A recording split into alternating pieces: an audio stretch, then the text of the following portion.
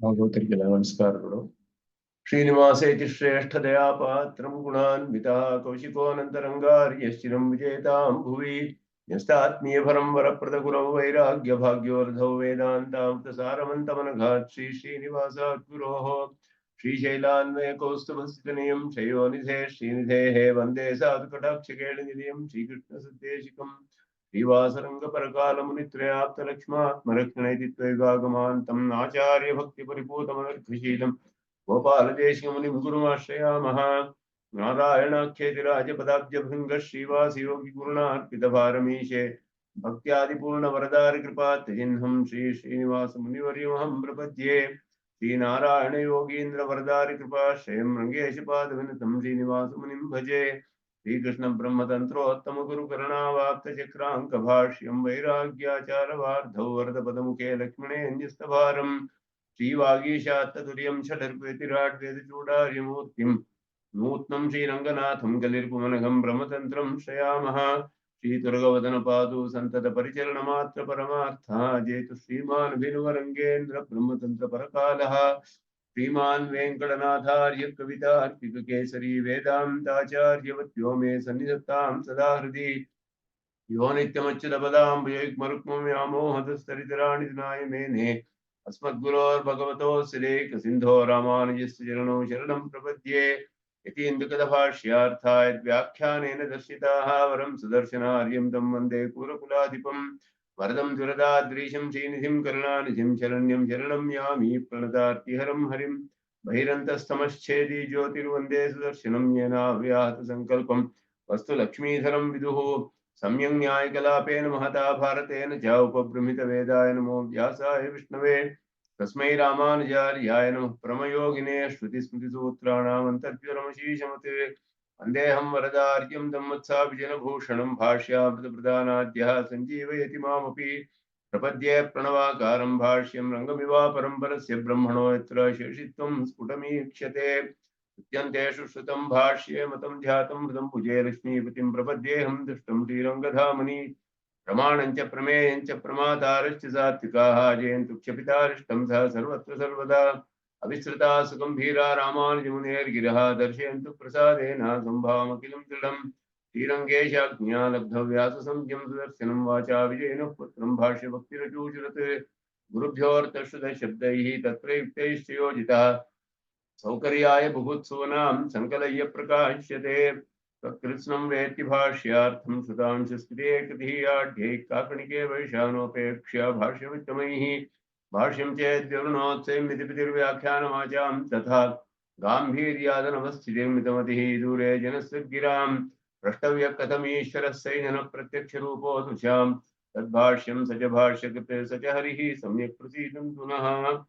ॐ चन्नो मित्रश्चं वरुणः चन्नो भवत्वर्यमा चन्न इन्द्रो बृहस्पतिः चन्नो विष्णुरुक्रमः नमो ब्रह्मणे नमस्ते वायो त्वमेव प्रत्यक्षं ब्रह्मासि त्वामेव प्रत्यक्षं ब्रह्म वदिष्यामि ऋतं वदिष्यामि सत्यं वदिष्यामि तन्मामवतु तद्भक्तारमवतु अवतु माम् अवतु भक्तारम्।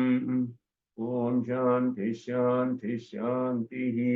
अखिल भुवन जन्मस्थे भभंगादिलीले विनितविधभूतव्रातरक्षे किरीक्षे स्तुतिशिरसि विदीप्ते ब्रह्मणि श्रीनिवासे भवतु मम परस्मिन् चेमुषी भक्तिरूपा पाराशर्यवचः सुधामुपनिषद्दुग्धाब्धिमध्योत्थृतां संसाराग्निविदीपनं व्यपगत प्राणात्मसञ्जीविनीं पूर्वाचार्यसुरक्षितां बहुमतिव्याघातदूरस्थितामानीतां तु निजाक्षरैः सुमनसः औमा पिबन्त्वन्वहम्।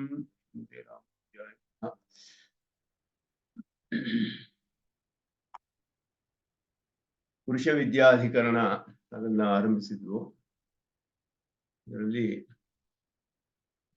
ಪುರುಷ ವಿದ್ಯಾ ಅಂತ ಹೇಳುವಂತಹ ವಿದ್ಯೆ, ಅದು ಭಾಷ್ಯಕಾರರು ಹೇಳ್ತಾರೆ ಇದು ಪುರುಷ ವಿದ್ಯಾ ಅಂತ, ಇದಕ್ಕೆ ಹೆಸರಿದೆ ಅಂತ ಹೇಳ್ಬಿಟ್ಟು ತೈತ್ತಿರಿಯ ಉಪನಿಷತ್ತಲ್ಲಿ, ಮಹಾನಾರಾಯಣ ಉಪನಿಷತ್ತಿನ ಕಡೆಯಲ್ಲಿ ಬರುವಂತಹದ್ದು ವಿಷಯ. ಇಲ್ಲಿ ಛಾಂದೋಗ್ಯ ಉಪನಿಷತ್ತಿನಲ್ಲಿಯೂ ಹೇಳಿರುವಂತಹದ್ದು. ಎರಡು ಕಡೆಯೂ ಪುರುಷ ವಿದ್ಯೆ ಅಂತ ಹೇಳಲ್ಪಡುತ್ತೆ. ಪುರುಷನೇ ಯಜ್ಞನು, ಯಜ್ಞ ಅಂತ ಹೇಳಿ ಅವನಿಗೆ ಅವನ ಛಾಂದೋಗ್ಯ ಉಪನಿಷತ್ತಿನಲ್ಲಿ ಅವನ ಆಯುಸ್ಸನ್ನೆಲ್ಲ 3 ಭಾಗವನ್ನಾಗಿ ಮಾಡಿ ಮೊದಲು 24 ವರ್ಷಗಳು ಅನಂತರ 44 ವರ್ಷಗಳು, ಅದಾದ ಮೇಲೆ 48 ವರ್ಷಗಳು. 3 ಭಾಗ ಮಾಡಿ ಇದಕ್ಕೆ ಪ್ರಾತಃ ಸವನ, ಮಾಧ್ಯಂದಿನ ಸವನ ಅಂತ ಹೇಳಿ 3 ಸವನಗಳಾಗಿ ಮಾಡಲ್ಪಟ್ಟಿದೆ ಅದರಲ್ಲಿ. ಹೀಗೆ ಮಾಡಿದಾಗ ಇದು ತೈತ್ತಿರೀಯ ಉಪನಿಷತ್ತಿನಲ್ಲಿ ಹೇಳುವಾಗ ಪುರುಷ ವಿದ್ಯೆ ಅಂತ ಅದಕ್ಕೆ ಹೆಸರು ಅಂತ ಭಾಷಿಕಾರರು ಹೇಳಿದ್ದಾರೆ. ಅದರಲ್ಲಿ ತಸ್ಯೈವಂ ವಿದುಷೋ ಯಜ್ಞಸ್ಯ ಆತ್ಮ ಅಂತ ಹೇಳಿ ಪುರುಷನೇ ಯಜ್ಞ ಹೇಳಿ ಅವನ ಆತ್ಮವೇ ಯಜಮಾನ, ಅವನ ಅವಯವಗಳನ್ನೆಲ್ಲ ಹೇಳಿ ಅವನ ಎಲ್ಲಾ ಧರ್ಮಗಳು ಹೇಳಲ್ಪಟ್ಟಿದೆ. ಅವನಿಗೆ ಬೆಳಿಗ್ಗೆ ಮಧ್ಯಾಹ್ನ ಸಾಯಂಕಾಲ ಇದುವೇ ಸವನಗಳು ಅಂತ ಹೇಳಲ್ಪಟ್ಟಿದೆ. 3 ಸವನಗಳು ಅಂತ ಹೇಳ್ಬಿಟ್ಟು, ಸವನ ಅಂದ್ರೆ ಹೋಮ ಅಂತ ಅರ್ಥ, ಯಜ್ಞ ಅಂತ ಅರ್ಥ. ಈ ರೀತಿ 2 ಕಡೆಯೂ ಹೇಳಿರೋದು ವಿದ್ಯೆ ಒಂದೇ ವಿದ್ಯೆ ಅಂತ ತಿಳಿಯಬೇಕೆ, ಇಲ್ಲ ಬೇರೆ ಬೇರೆ ವಿದ್ಯೆಗಳೇ ಅಂತ ಇಲ್ಲಿ ಸಂಶಯ ಬರುತ್ತೆ. ಆ ವಿಷಯವನ್ನ ಇಲ್ಲಿ ನಿಶ್ಚಯ ಮಾಡ್ತಾರೆ. ಪುರುಷ ವಿದ್ಯಾಯಾಮ್ ಅಪಿಚ ಇತರೇಶಾಂ ಅನಾಮ್ನಾನ ಅಂತ ಹೇಳಿ ಇಲ್ಲಿಯೂ ಕೂಡ ವಿದ್ಯಾಭೇದವೇ ಅಂತ ಅರ್ಥ. ಒಂದು ಕಡೆ ಹೇಳಿರೋದು ಇನ್ನೊಂದು ಕಡೆ ಹೇಳಿಲ್ಲ. ಆದ್ದರಿಂದ ಇಲ್ಲಿ ವಿದ್ಯಾಭೇದವೇ ಇದೆ ಅಂತ ಹೇಳೋದು ಸಿದ್ಧ ಅಂತ ಅನ್ನೋದನ್ನ ಹೇಳ್ತಾರೆ. ಇಲ್ಲಿ ಚಾಂದೋಗ್ಯದಲ್ಲಿ ಏನು ಸಂಶಯ ಅಂತ ಹೇಳಿದ್ರೆ ವಿದ್ಯಾಭೇದವಿದೆಯೇ ಇಲ್ಲವೇ ಅನ್ನೋದು ಸಂಶಯ. 2 ಕಡೆ ಹೇಳಿರೋ ವಿದ್ಯೆಗಳಿಗೆ ಪುರುಷ ವಿದ್ಯೇತಿ ನಾಮೈಕ್ಯಾತ್ ಪುರುಷ ಅವಯವೇಶು ಯಜ್ಞ ಅವಯವ ಕಲ್ಪನ ಸಾಮ್ಯೇನ. 2 ಕಡೆಯೂ ಪುರುಷನ ಅವಯವಗಳಲ್ಲಿ ಯಜ್ಞದ ಅವಯವಗಳು ಕಲ್ಪಿಸಲ್ಪಟ್ಟಿದೆ ಅಂತ ಹೇಳಿ ಇವನ ಅವಯವಗಳು ಅಂತ ಹೇಳಿದ್ರೆ ಇಲ್ಲಿ ಹೇಳಿರೋದು ಇವನ ಆಯಸ್ಸು ಅಂತ ಹೇಳಲ್ಪಟ್ಟಿದೆ. ಪುರುಷನೇ ಯಜ್ಞ ಅಂತ ಹೇಳಿ ಅವನ ಆಯಸ್ಸಲ್ಲಿ 3 ಸವನಗಳು ಹೇಳಲ್ಪಟ್ಟಿದೆ. ಇದರಲ್ಲಿ ಅವನ ಸಾಕ್ಷಾತ್ತಾಗಿ ಅವನ ಅವಯವಗಳು ಮತ್ತೆ ಅವನ ಧರ್ಮಗಳು ಮೊದಲಾದೆಲ್ಲ ಅವನು ಮಾಡುವ ಕೆಲಸಗಳು ಎಲ್ಲವೂ ಕೂಡ ಯಜ್ಞಗಳಾಗಿ, ಯಜ್ಞದ ಭಾಗಗಳಾಗಿ, ಅಂಗಗಳಾಗಿ ಪರಿಕಲ್ಪಿತವಾಗಿದೆ. ಆದ್ದರಿಂದ ರೂಪ ಒಂದೇ ಅಂತ ಪೂರ್ವ ಪಕ್ಷ. ರೂಪ ಐಕ್ಯಾತಿ, ಒಂದೇ ರೂಪ, 2 ಕಡೆಯೂ ರೂಪ ಅನ್ನುವುದರಲ್ಲಿ ಸಾಮ್ಯವಿದೆ. ತೈತ್ತಿರೀಯಕದಲ್ಲಿ ಫಲವು ಹೇಳಲ್ಪಟ್ಟಿಲ್ಲ ಅಂತ ಇಲ್ಲಿ ಹೇಳ್ತಾರೆ. ತೈತ್ತಿರೀಯಕದಲ್ಲಿ ತಸ್ಯ ಆತ್ಮಗೆ ಫಲ ಹೇಳಿಲ್ಲ ಅಂತ ಪೂರ್ವ ಪಕ್ಷ. ಯಾಕೆ ಫಲ ಹೇಳಿಲ್ಲ, ಅಲ್ಲಿ ಹೇಳಿದ್ಯಲ್ಲ ಸ್ಪಷ್ಟವಾಗಿ ಅಂತ ಸುದರ್ಶನ ಸೂರಿಗಳು ವಿಚಾರ ಮಾಡ್ತಾರೆ. ಪೂರ್ವ ಪಕ್ಷ ಹೇಗೆ ಹೇಳಕ್ ಸಾಧ್ಯ, ಬ್ರಹ್ಮಣೋ ಮಹಿಮಾನಂ ಆಪ್ನೋತಿ ಅಂತ ಹೇಳಿದ್ಯಲ್ಲ ಫಲ ಅಂತ ಹೇಳಿ, ಬ್ರಹ್ಮಣ ಸಾಯುಜ್ಯ ಮಹಿಮಾನಂ ಆಪ್ನೋತಿ ಇದೆಲ್ಲ ಹೇಳಿದ್ಯಲ್ಲ, ಪುರುಷ ವಿದ್ಯೆಯಲ್ಲೂ ಕಡೆಯಲ್ಲಿ ಹೇಳಿಕೊಟ್ಟಿದ್ಯಲ್ಲ ಅಂತ ಹೇಳಿದ್ರೆ ಇದು ಬ್ರಹ್ಮವಿದ್ಯೆಗೆ ಫಲವಲ್ಲ, ಇದು ಬ್ರಹ್ಮವಿದ್ಯೆ ಅಲ್ಲ. ಇದು ತೈತ್ತಿರೀಯಕದಲ್ಲಿಯೂ ಹೇಳಿರೋದು ತಸ್ಯೈವಂ ವಿದುಷೋ ಯಜ್ಞಸ್ಯ ಆತ್ಮ ಯಜಮಾನಃ, ದೇಹವೇ ಯಜ್ಞ, ಆತ್ಮನೇ ಯಜಮಾನ ಹೀಗೆ ಹೇಳಿರುವಂತಹದ್ದು ಬ್ರಹ್ಮವಿದ್ಯೆ ಅಲ್ಲ ಇದು. ಆದ್ದರಿಂದ ಬ್ರಹ್ಮಣೋ ಮಹಿಮಾನಮಾಪ್ನೋತಿ ಎಂದ ಬ್ರಹ್ಮಪ್ರಾಪ್ತಿ ಫಲ ಇದಕ್ಕೆ ಸಾಧ್ಯವಿಲ್ಲ. ಆದ್ದರಿಂದ ಅದನ್ನ ಹಿಂದೆ ಹೇಳಿದ ಪುರುಷ ವಿದ್ಯೆಗೆ ಫಲ ಅಂತ ತೆಗೆದುಕೊಳ್ಬೇಕು. ಇಲ್ಲಿ ಹೇಳಿದ ಪುರುಷನ ದೇಹದಲ್ಲಿ ಯಜ್ಞ ಕಲ್ಪನೆ ಏನು ಹೇಳಿದೆಯೋ ಅದಕ್ಕೆ ಫಲವಾಗಕ್ಕೆ ಸಾಧ್ಯವಿಲ್ಲ ಇದು ಅನ್ನೋದು ಆ ಒಂದು ದೃಷ್ಟಿಯಿಂದ ಇಲ್ಲಿ ಪೂರ್ವ ಪಕ್ಷದಲ್ಲಿ ಭಾಷ್ಯಕಾರ ಹೇಳೋದು ಫಲ ಸಂಯೋಗ ಅಶ್ರವಣಾತ್, ಇಲ್ಲಿ ಫಲ ನೇರವಾಗಿ ಹೇಳಲ್ಪಟ್ಟಿಲ್ಲ. ಈ ರೀತಿಯಾದ ಒಂದು ಚಿಂತನೆ ತಸ್ಯೈವಂ ವಿದುಷಃ ಯಜ್ಞಸ್ಯ ಆತ್ಮ ಯಜಮಾನಃ ಶ್ರದ್ಧಾ ಪತ್ನಿ ಶರೀರಂ ಇದ್ಮಂ ಮುರೋ ವೇದಿ ಲೋಮಾನಿ ಬರ್ಹಿಹಿ ಹೀಗೆಲ್ಲ ಹೇಳಿದ್ಯಲ್ಲ, ಇದರಲ್ಲಿ ಅವನ ಅವಯವಗಳೆಲ್ಲ ಯಜ್ಞದ ಅಂಗಗಳಾಗಿ ಯಜ್ಞದಲ್ಲಿ ಏನೇನು ಉಪಯೋಗಿಸ್ತೀವೋ ಅದನ್ನೆಲ್ಲ ಇವನ ದೇಹದಲ್ಲಿಯೇ ಕಲ್ಪನೆ ಮಾಡಿ ಇವನ ಜೀವನದಲ್ಲಿ ಮಾಡುವ ಕಾರ್ಯಗಳು ಇದೆಲ್ಲ ಕೂಡ ಬೇರೆ ಬೇರೆ ಯಾಗಗಳು, ಸವನಗಳು, ಸೋಮಯಾಗವೇನು ಇದೆಲ್ಲ ಹೇಳಲ್ಪಟ್ಟಿದೆ.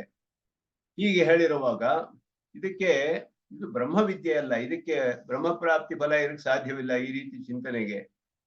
ಆದ್ದರಿಂದ ಅಲ್ಲಿ ಬ್ರಹ್ಮಣೋ ಮಹಿಮಾನೋ ಆಪ್ನೋತಿ ಮೊದಲಾದದ್ದು ಇಲ್ಲಿ ಹೇಳಿರುವ ಪುರುಷನಲ್ಲಿ ಯಜ್ಞತ್ವ ಕಲ್ಪನೆಗೆ ಫಲ ಆಗಲ್ಲ.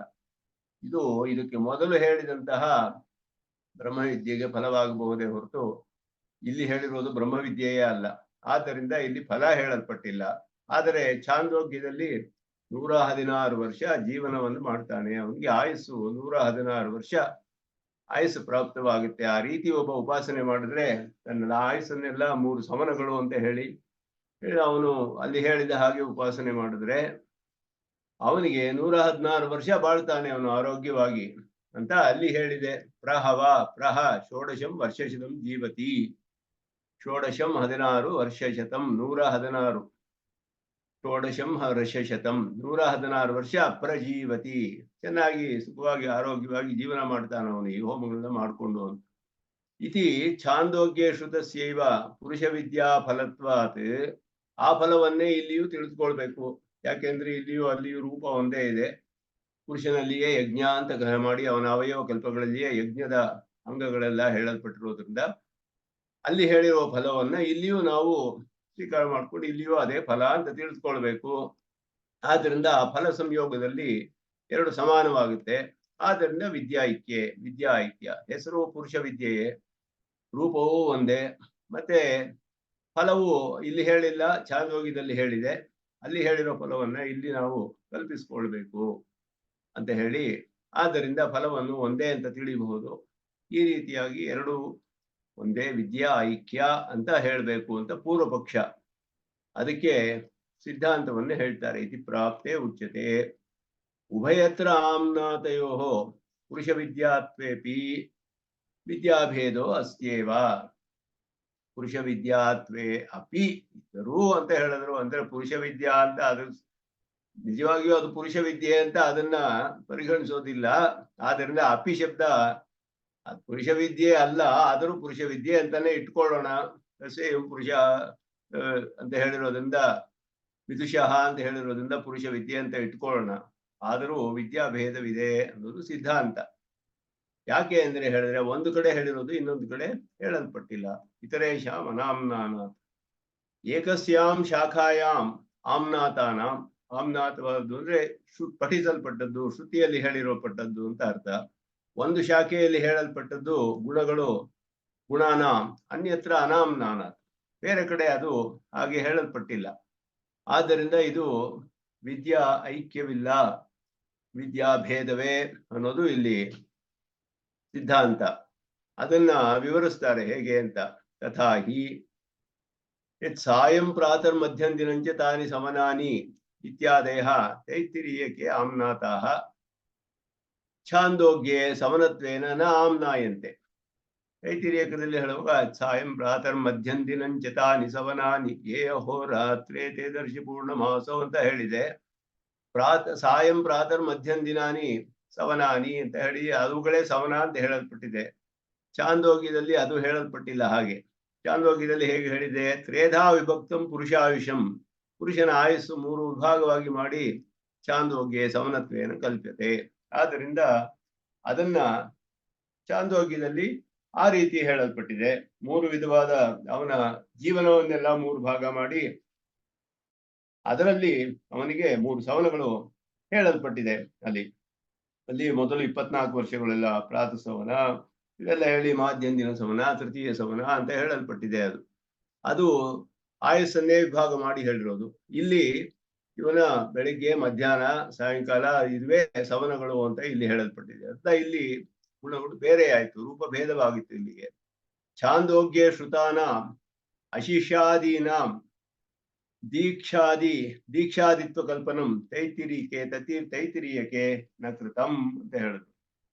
ಛಾಂದೋಗ್ಯ ಶ್ರುತಾನಾಂ ಅಶಿಶಿಷಾದೀನಾಂ ಅಥುಮಿಚ್ಚ ಅಶಿಶಿಷ ಅಂತ ಅದಕ್ಕೆ ಹೇಳಿರೋದು. ಅದು ಛಾಂದೋಗ್ಯದಲ್ಲಿ ಆ ರೀತಿ ಹೇಳಲ್ಪಟ್ಟಿದೆ. ಅವನಿಗೆ ಒಂದೊಂದು ಸವನದಲ್ಲಿಯೂ ಅವನು ಏನ್ ಮಾಡ್ತಾನೆ ಅಂದ್ರೆ, ಅವನು ಈ ರೀತಿ ಅಲ್ಲಿ ಹೇಳಿರೋದು ಹೋರ್ಸತಿ ನೋಡಿದ್ವಿ ನಾವು. ಅದರಲ್ಲಿ ಅವನಿಗೆ ಹಸುವಾಗುವುದು ಮೊದಲಾದದೆಲ್ಲ ದೀಕ್ಷೆ ಅಂತ ಹೇಳಲ್ಪಟ್ಟಿದೆ ಅಲ್ಲಿ ಛಾಂದೋಗ್ಯದಲ್ಲಿ. ಆದರೆ ಇಲ್ಲಿ ಆ ರೀತಿ ಹೇಳಲ್ಪಟ್ಟಿಲ್ಲ. ಛಾಂದೋಗ್ಯ ಉಪನಿಷತ್ತಿನಲ್ಲಿ ಹೋಲ್ಸತಿ ನೋಡಿದ್ವಿ ಅದನ್ನ. ಅವನಿಗೆ ಹಸುವಾಗುವುದು ಮೊದಲಾದೆಲ್ಲ ಹೇಳಲ್ಪಟ್ಟಿದೆ ಅಲ್ಲಿ ಯಜ್ಞಗಳಲ್ಲಿ. ನಾವು ಅಷ್ಟು ವಿಸ್ತಾರವಾಗಿ ಹೋಗ್ಲಿಲ್ಲ ಅದರಲ್ಲಿ ಛಾಂದೋಗ್ಯದಲ್ಲಿ. ಆದರೆ ಅದೆಲ್ಲ ಅದರಲ್ಲಿ ಹೇಳಲ್ಪಟ್ಟಿದೆ. ಅವನು ನನಗೆ ಮರಣವಾಗದೇ ಇರಲಿ, 24 ವರ್ಷಗಳು ನನಗೆ ಯಾವ ಬಾಧೆಯೂ ಇಲ್ಲದೆ, ಶರೀರದಲ್ಲಿ ರೋಗಗಳಿಲ್ಲದೆ ನನಗೆ ಆರೋಗ್ಯವಾಗಿರುವ ಹಾಗೆ ಮಾಡಿ 24 ವರ್ಷಗಳು ಚೆನ್ನಾಗಿ ನಾನು ಇದನ್ನ ನಡೆಸಿಕೊಂಡು ಹೋಗಿ ಮುಂದಿನ ಸವನಕ್ಕೆ ಹೋಗುವ ಹಾಗೆ ಪ್ರಾರ್ಥಿಸಿ ಅವನು ದೇವತೆಗಳನ್ನೆಲ್ಲ ಪ್ರಾರ್ಥಿಸ್ತಾನೆ. ನಂತರ ಅದು ಇಂದ್ರಿಯಗಳಿಂದ ಅದಕ್ಕೆ ಹಾನಿಯಾಗದೇ ಇರಲಿ, ಇದಕ್ಕೆ ಯಜ್ಞವು ಮುಂದುವರಿಯಲಿ ಅಂತ ಹೇಳಿ ಪ್ರಾರ್ಥಿಸಿ ದೇವತೆಗಳನ್ನೆಲ್ಲ 3 ಸವನಗಳನ್ನ ಅವನು ಆ ರೀತಿ ನಡೆಸಿದ್ರೆ 116 ವರ್ಷ ಇರ್ತಾನೆ ಅಂತ ಹೇಳಿದೆ. ಇಲ್ಲಿ ಆ ರೀತಿ ಹೇಳಿಲ್ಲ, ಅದು ದೀಕ್ಷೆ ಅಂತ ಹೇಳಿಲ್ಲ. ಇಲ್ಲಿ ಹೇಳಿರೋದು ದೀಕ್ಷಾ ಯಾವದ್ರಿಯತೆ ಸಾ ದೀಕ್ಷಾ ಅಂತ ಹೇಳಿ.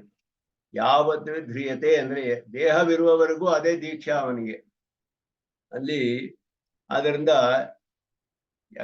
ಎಲ್ಲಿಯವರೆಗೂ ಜೀವಿಸ್ತಾನೋ ದೇಹಾವಸಾನದವರೆಗೆ ಆ ಜೀವನ ಬದುಕಿರೋದೇ ದೀಕ್ಷೆ. ಯಾವ ಧ್ರಿಯತೆ ಸಾ ದೀಕ್ಷಾ. ಧ್ರಿಯತೆ ಅಂದ್ರೆ ಧಾರಣೆ ಮಾಡ್ತಾನೆ, ದೇಹವನ್ನ ಧರಿಸಿರ್ತಾನಲ್ಲ ಅದುವೇ ದೀಕ್ಷೆ ಅಂತ ಹೇಳಿದೆ. ಆ ದೇಹದ ಮರಣವೇ ಅವನಿಗೆ ಅವಭೃತ ಸ್ನಾನ ಅಂತ ಹೇಳಿದೆ. ಮರಣಂ ಯದ್ ಅವಭೃತಃ ಅಂತ ಹೇಳಿದೆ. ಯಾವ ಧ್ರಿಯತೆ ಸಾ ದೀಕ್ಷಾ ಮರಣಂ ತದ್ ಅವಭೃತಃ. ಮರಣವೇ ಅವಭೃತ ಸ್ನಾನ. ಆ ರೀತಿ ಇಲ್ಲಿ ತೈತ್ತಿರೀಯ ಉಪನಿಷತ್ತಿನಲ್ಲಿ ಹೇಳಲ್ಪಟ್ಟಿದೆ. ಅಲ್ಲಿ ಹಾಗೆ ಹೇಳಲ್ಪಟ್ಟಿಲ್ಲ. ಆದ್ದರಿಂದ ಇಲ್ಲಿ ಅದರಲ್ಲಿಯೂ ಕೂಡ ವ್ಯತ್ಯಾಸ. ಯಜಮಾನ ಪತ್ನಿಯಾದಿ ಪರಿಕಲ್ಪನಂಚ ಅನ್ಯಥಾ. ತೈತ್ತಿರೀಯಕದಲ್ಲಿ ಹೇಳಿರೋದು ಛಾಂದೋಗ್ಯದಲ್ಲಿ ಹೇಳಿಲ್ಲ. ಆತ್ಮ ಯಜಮಾನ, ಶ್ರದ್ಧಾ ಪತ್ನಿ ಮೊದಲಾದೆಲ್ಲ ಹೇಳಲ್ಪಟ್ಟಿದೆ. ಇದೆಲ್ಲ ಅಲ್ಲಿ ಹೇಳಲ್ಪಟ್ಟಿಲ್ಲ ಛಾಂದೋಗ್ಯದಲ್ಲಿ. ಈ ಎಲ್ಲ ಕಾರಣಗಳಿಂದ ರೂಪಂ ಉಭಯತ್ರ ಭಿದ್ಯತೆ. ಎರಡು ಕಡೆಯೂ ರೂಪದಲ್ಲಿ ಭೇದವಿದೆ. ರೂಪ ಅಂದ್ರೆ ಉಪಾಸ್ಯನ ಸ್ವರೂಪ. ಯಾವುದನ್ನ ನಾವು ಚಿಂತನೆ ಮಾಡಬೇಕು, ಉಪಾಸನೆ ಮಾಡಬೇಕು, ಧ್ಯಾನ ಮಾಡಬೇಕು, ಹೇಗೆ ಅದರಲ್ಲಿ ಭೇದವಿದೆ. ಆದ್ದರಿಂದ ಅಲ್ಲಿ ಹೇಳಿರುವ ಪುರುಷ ವಿದ್ಯೆಯಲ್ಲಿ ಜೀವನವನ್ನೇ 3 ಭಾಗವಾಗಿ ಮಾಡಿ ಅವನ ಆಯುಸ್ಸನ್ನ 3 ಸವನವಾಗಿ ಅವನು ಚಿಂತಿಸಿ ಆಯಾ ದೇವತೆಗಳನ್ನು ಪ್ರಾರ್ಥಿಸ್ತಾನೆ. ಇದೆಲ್ಲ ಹೇಳಿದೆ. ಇಲ್ಲಿ ಹೇಳಿರುವಾಗ ಅವನ ದೇಹವೇ ಯಜ್ಞ, ಅವನು ಆತ್ಮನೇ ಯಜಮಾನ, ಇದೆಲ್ಲ ಹೇಳಿ ಅವಯವಗಳನ್ನೆಲ್ಲ ಹೇಳಿ ಈ ರೀತಿ ಚಿಂತನೆ ಮಾಡಬೇಕು. ಜೀವನದಲ್ಲಿ ಬದುಕಿರೋದು, ಕೂತಿರೋದು, ನಿಂತಿರೋದು, ನಡೆಯೋದು, ಊಟ ಮಾಡುವುದು, ತಿನ್ನುವುದಾಗಲಿ, ಕುಡಿಯುವುದಾಗಲಿ ಏನೇನಿದೆಯೋ ಇದೆಲ್ಲ ಯಜ್ಞಗಳ ಅಂಗವಾಗಿ ಒಂದು ಆ ಜೀವನ ಬದುಕಿರೋವರೆಗೂ ದೀಕ್ಷೆ. ಈ ರೀತಿ ಚಿಂತನೆ ಮಾಡಿ ಎಲ್ಲ ಯಜ್ಞದ ಭಾಗಗಳೇ ಅಂತ ಹೇಳಿ ಅವನು ಯಜ್ಞ ಧರ್ಮಕ್ಕೆ ಇವನಿಗೆ ಸಂಬಂಧಿಸಿದ ಧರ್ಮಗಳು. ಅವನ ಜೀವನ ಬದುಕಿರೋದೇ, ಜೀವನ ಮಾಡುವುದೇ ಹಾಗೆ ಅಂತ ಚಿಂತನೆ ಮಾಡಬೇಕು ಅಂತ ಹೇಳಿದೆ ಇದರಲ್ಲಿ ತೈತ್ತಿರೀಯ ಉಪನಿಷತ್ತಿನಲ್ಲಿ. ಹಾಗೆ ಮಾಡಿದ್ರೆ ಆ ಮರಣದಲ್ಲಿ ಅವಭೃತ ಸ್ನಾನ ಅಂತ ಹೇಳಿದೆ. ಎರಡನೇ ರೂಪದಲ್ಲಿ ಭೇದ ಎರಡು ಕಡೆಯೂ. ಫಲ ಸಂಯೋಗದಲ್ಲಿಯೂ ಭೇದವಿದೆ. ಇದು ಮುಖ್ಯವಾದ ವಿಷಯ ಇಲ್ಲಿ ಭಾಷ್ಯಕಾರರು ಹೇಳ್ತಾರೆ. ಪ್ರಧಾನವಾದ ವಿಷಯ ಈ ಅಧಿಕರಣದಲ್ಲಿ ಭಾಷ್ಯಕಾರರು ಹೇಳೋದಿದು. ಫಲ ಸಂಯೋಗದಲ್ಲಿಯೂ ಭೇದವಿದೆ ಹೇಳಿದ್ರು. ಅಲ್ಲಿ ತೈತ್ತಿರೀಯಕದಲ್ಲಿ ಫಲವೇ ಇಲ್ಲ ಅಂತ ಹೇಳಿದ್ರು ಅವರು. ಫಲವು ಇದೆ ಅಂತ ಹೇಳ್ತಾರೆ ಇಲ್ಲಿ. ತೈತ್ತಿರೀಯಕ್ಕೆ ಈ ಪೂರ್ವಾನುವಾಕೆ ಹಿಂದಿನ ಅನುವಾಕದಲ್ಲಿ ಬರುತ್ತೆ. ಬಸವಣ್ಯೋ ವಿಭುರಸಿ ಪ್ರಾಣೇ ತ್ವಮಸಿ ಸಂಧಾತ ಬ್ರಹ್ಮನ್ ತ್ವಮಸಿ ವಿಶ್ವಸೃಕ್ ತೇಜೋದಾಹ ತ್ವಮಸಿ ಅಗ್ನೇಃ ಮರ್ತ್ಯೋದಾಹ ತ್ವಮಸಿ ಸೂರ್ಯಸ್ಯ ದ್ಯುಮ್ನೋದಾಹ ತ್ವಮಸಿ ಚಂದ್ರಮಸಃ ಉಪಯಾಮ ಗೃಹೀತೋಸಿ ಬ್ರಹ್ಮಣೇ ತ್ವಾಮಹಸೆ ಓಮಿತಿ ಆತ್ಮಾನಂ ಯುಂಜೀತ ಏತದ್ವೈ ಮಹೋಪನಿಷದಂ. ಇದು ಆ ಅನುವಾಕದಲ್ಲಿ ಬರುವಂತಹದ್ದು. ಬಸವಣ್ಯೋ ವಿಭೂರಸಿ ಪ್ರಾಣೇ ತ್ವಮಸಿ ಸಂಧಾತ ಬ್ರಹ್ಮನ್. ಆ ಅನುವಾಕದಲ್ಲಿ ಬರುವಾಗ ಬ್ರಹ್ಮಣೇ ತ್ವಾಮಹಸೆ ಓಮಿತಿ ಆತ್ಮಾನಂ ಯುಂಜೀತ. ಈ ಬ್ರಹ್ಮವಿದ್ಯಾಂ ಅಭಿದಾಯ. ಭಾಷಿಕಾರರ ಅಭಿಪ್ರಾಯದಲ್ಲಿ ಸ್ಪಷ್ಟವಾಗಿ ಭಾಷ್ಯದಲ್ಲಿ ಬರೀತಾರೆ. ಇದು ಆತ್ಮ ಸಮರ್ಪಣೆ ಅಂತ ಹೇಳುವಂತಹದ್ದು. ಪ್ರಪತ್ತಿ ಅಂತ ಏನ್ ಹೇಳ್ತೀವೋ ಅದು ಹೇಳೋದಕ್ಕೆ, ಅದಕ್ಕೆ ಪ್ರಪತ್ತಿಗೆ ಇದು ಕರಣ ಮಂತ್ರ, ಅನುಷ್ಠಾನ ಮಂತ್ರ. ಇದು ಬ್ರಹ್ಮವಿದ್ಯೆ ಅಂತ ಇಲ್ಲಿ ಹೇಳಲ್ಪಟ್ಟಿದೆ ಭಾಷಿಕಾರರಿಂದ. ಬ್ರಹ್ಮನಿಗೆ ಬ್ರಹ್ಮಣೇ ತ್ವಾ ಮಹಸೆ, ನಿನಗೆ ಮಹತ್ತಾದವನ ನಿನಗೆ ನಾನು ಓಮಿತಿ ಆತ್ಮಾನಂ ಯುಂಜೀತ. ಪ್ರಣವವನ್ನು ಹೇಳಿಕೊಂಡು ತನ್ನ ಆತ್ಮವನ್ನು ಹವಿಸ್ಸಾಗಿ ಸಮರ್ಪಣೆ ಮಾಡಬೇಕು. ಯುಂಜೀತ ಅಂದ್ರೆ ಯಾಗ ಮಾಡುವುದು, ಅಲ್ಲಿ ಸಮರ್ಪಿಸುವುದು. ಹವಿಸ್ಸಾಗಿ ಆತ್ಮ ಹವಿಸ್ಸನ್ನು ಸಮರ್ಪಣೆ ಮಾಡೋದು. ಪ್ರಣವದೊಂದಿಗೆ ಬ್ರಹ್ಮ ಅನ್ನುವಂತಹ ಅಗ್ನಿಯಲ್ಲಿ ಅಚ್ಯುತಾಖ್ಯೆ ಸನಾತನೆ ಅಂತ ಹೇಳಿದ್ರು. ಜುಹುಯಾತ್ ಪ್ರಣವೇನಾಗ್ನೌ ಅಚ್ಯುತಾಖ್ಯೆ ಸನಾತನೆ ವಸುರಣ್ವೇತಿ ಮಂತ್ರತಃ. ವಸುರಣ್ವೇತಿ ಮಂತ್ರತಃ ಹವಿರ್ಗೃಹೀತ್ವಾ ಆತ್ಮರೂಪಂ ವಸುರಣ್ವೇತಿ ಮಂತ್ರತಃ ಜುಹುಯಾತ್ ಪ್ರಣವೇನ ಅಗ್ನೌ ಅಚ್ಯುತಾಖ್ಯೆ ಸನಾತನೆ ಅಂತ ಹೇಳಲ್ಪಟ್ಟಿದೆ. ಅಲ್ಲಿ ಆತ್ಮ ಹವಿರ್ಗೃಹೀತ್ವ ಆತ್ಮರೂಪಂ, ಆತ್ಮವೇ ಹವಿಸ್ಸು ಅಂತ ಹೇಳಲ್ಪಟ್ಟಿದೆ. ವಸುರಣ್ವೇತಿ ಮಂತ್ರತಃ ಒಂದು ಮಂತ್ರವು ಹೇಳಲ್ಪಟ್ಟಿದೆ. ವಸುರಣ್ಯೋ ವಿಭೂರಸಿ ವಸುರಣ್ವೋ ಅಂತಾನು ಒಂದು ಪಾಠವಿದೆ. ಆ ಮಂತ್ರವನ್ನು ಹೇಳಿಕೊಂಡು ಜುಹುಯಾತ್ ಪ್ರಣವೇನ ಅಗ್ನೌ, ಪ್ರಣವದಿಂದ ಪ್ರಣವಪೂರ್ವಕವಾಗಿ ಓಂ ಅಂತ ಸಮರ್ಪಣೆ ಮಾಡಬೇಕು ಅಂತ ಹೇಳಿದೆ. ಅಗ್ನಿಯಲ್ಲಿ ಯಾವ ಅಗ್ನಿ? ಅಚ್ಯುತಾಖ್ಯೆ ಸನಾತನೆ, ಸನಾತನನಾದ ಅಚ್ಯುತ ಅನ್ನುವ ಅಗ್ನಿಯಲ್ಲಿ ಪ್ರಣವಪೂರ್ವಕವಾಗಿ ಸಮರ್ಪಣೆ ಮಾಡಬೇಕು ಆತ್ಮವನ್ನು ಹೇಳಿರುವಂತಹ ಮಂತ್ರ ನಾರಾಯಣೋಪನಿಷತ್ತಲ್ಲಿ ಮಹಾನಾರಾಯಣದಲ್ಲಿ ಬರುವಂತಹದ್ದು. ಇದು ಬ್ರಹ್ಮವಿದ್ಯೆ.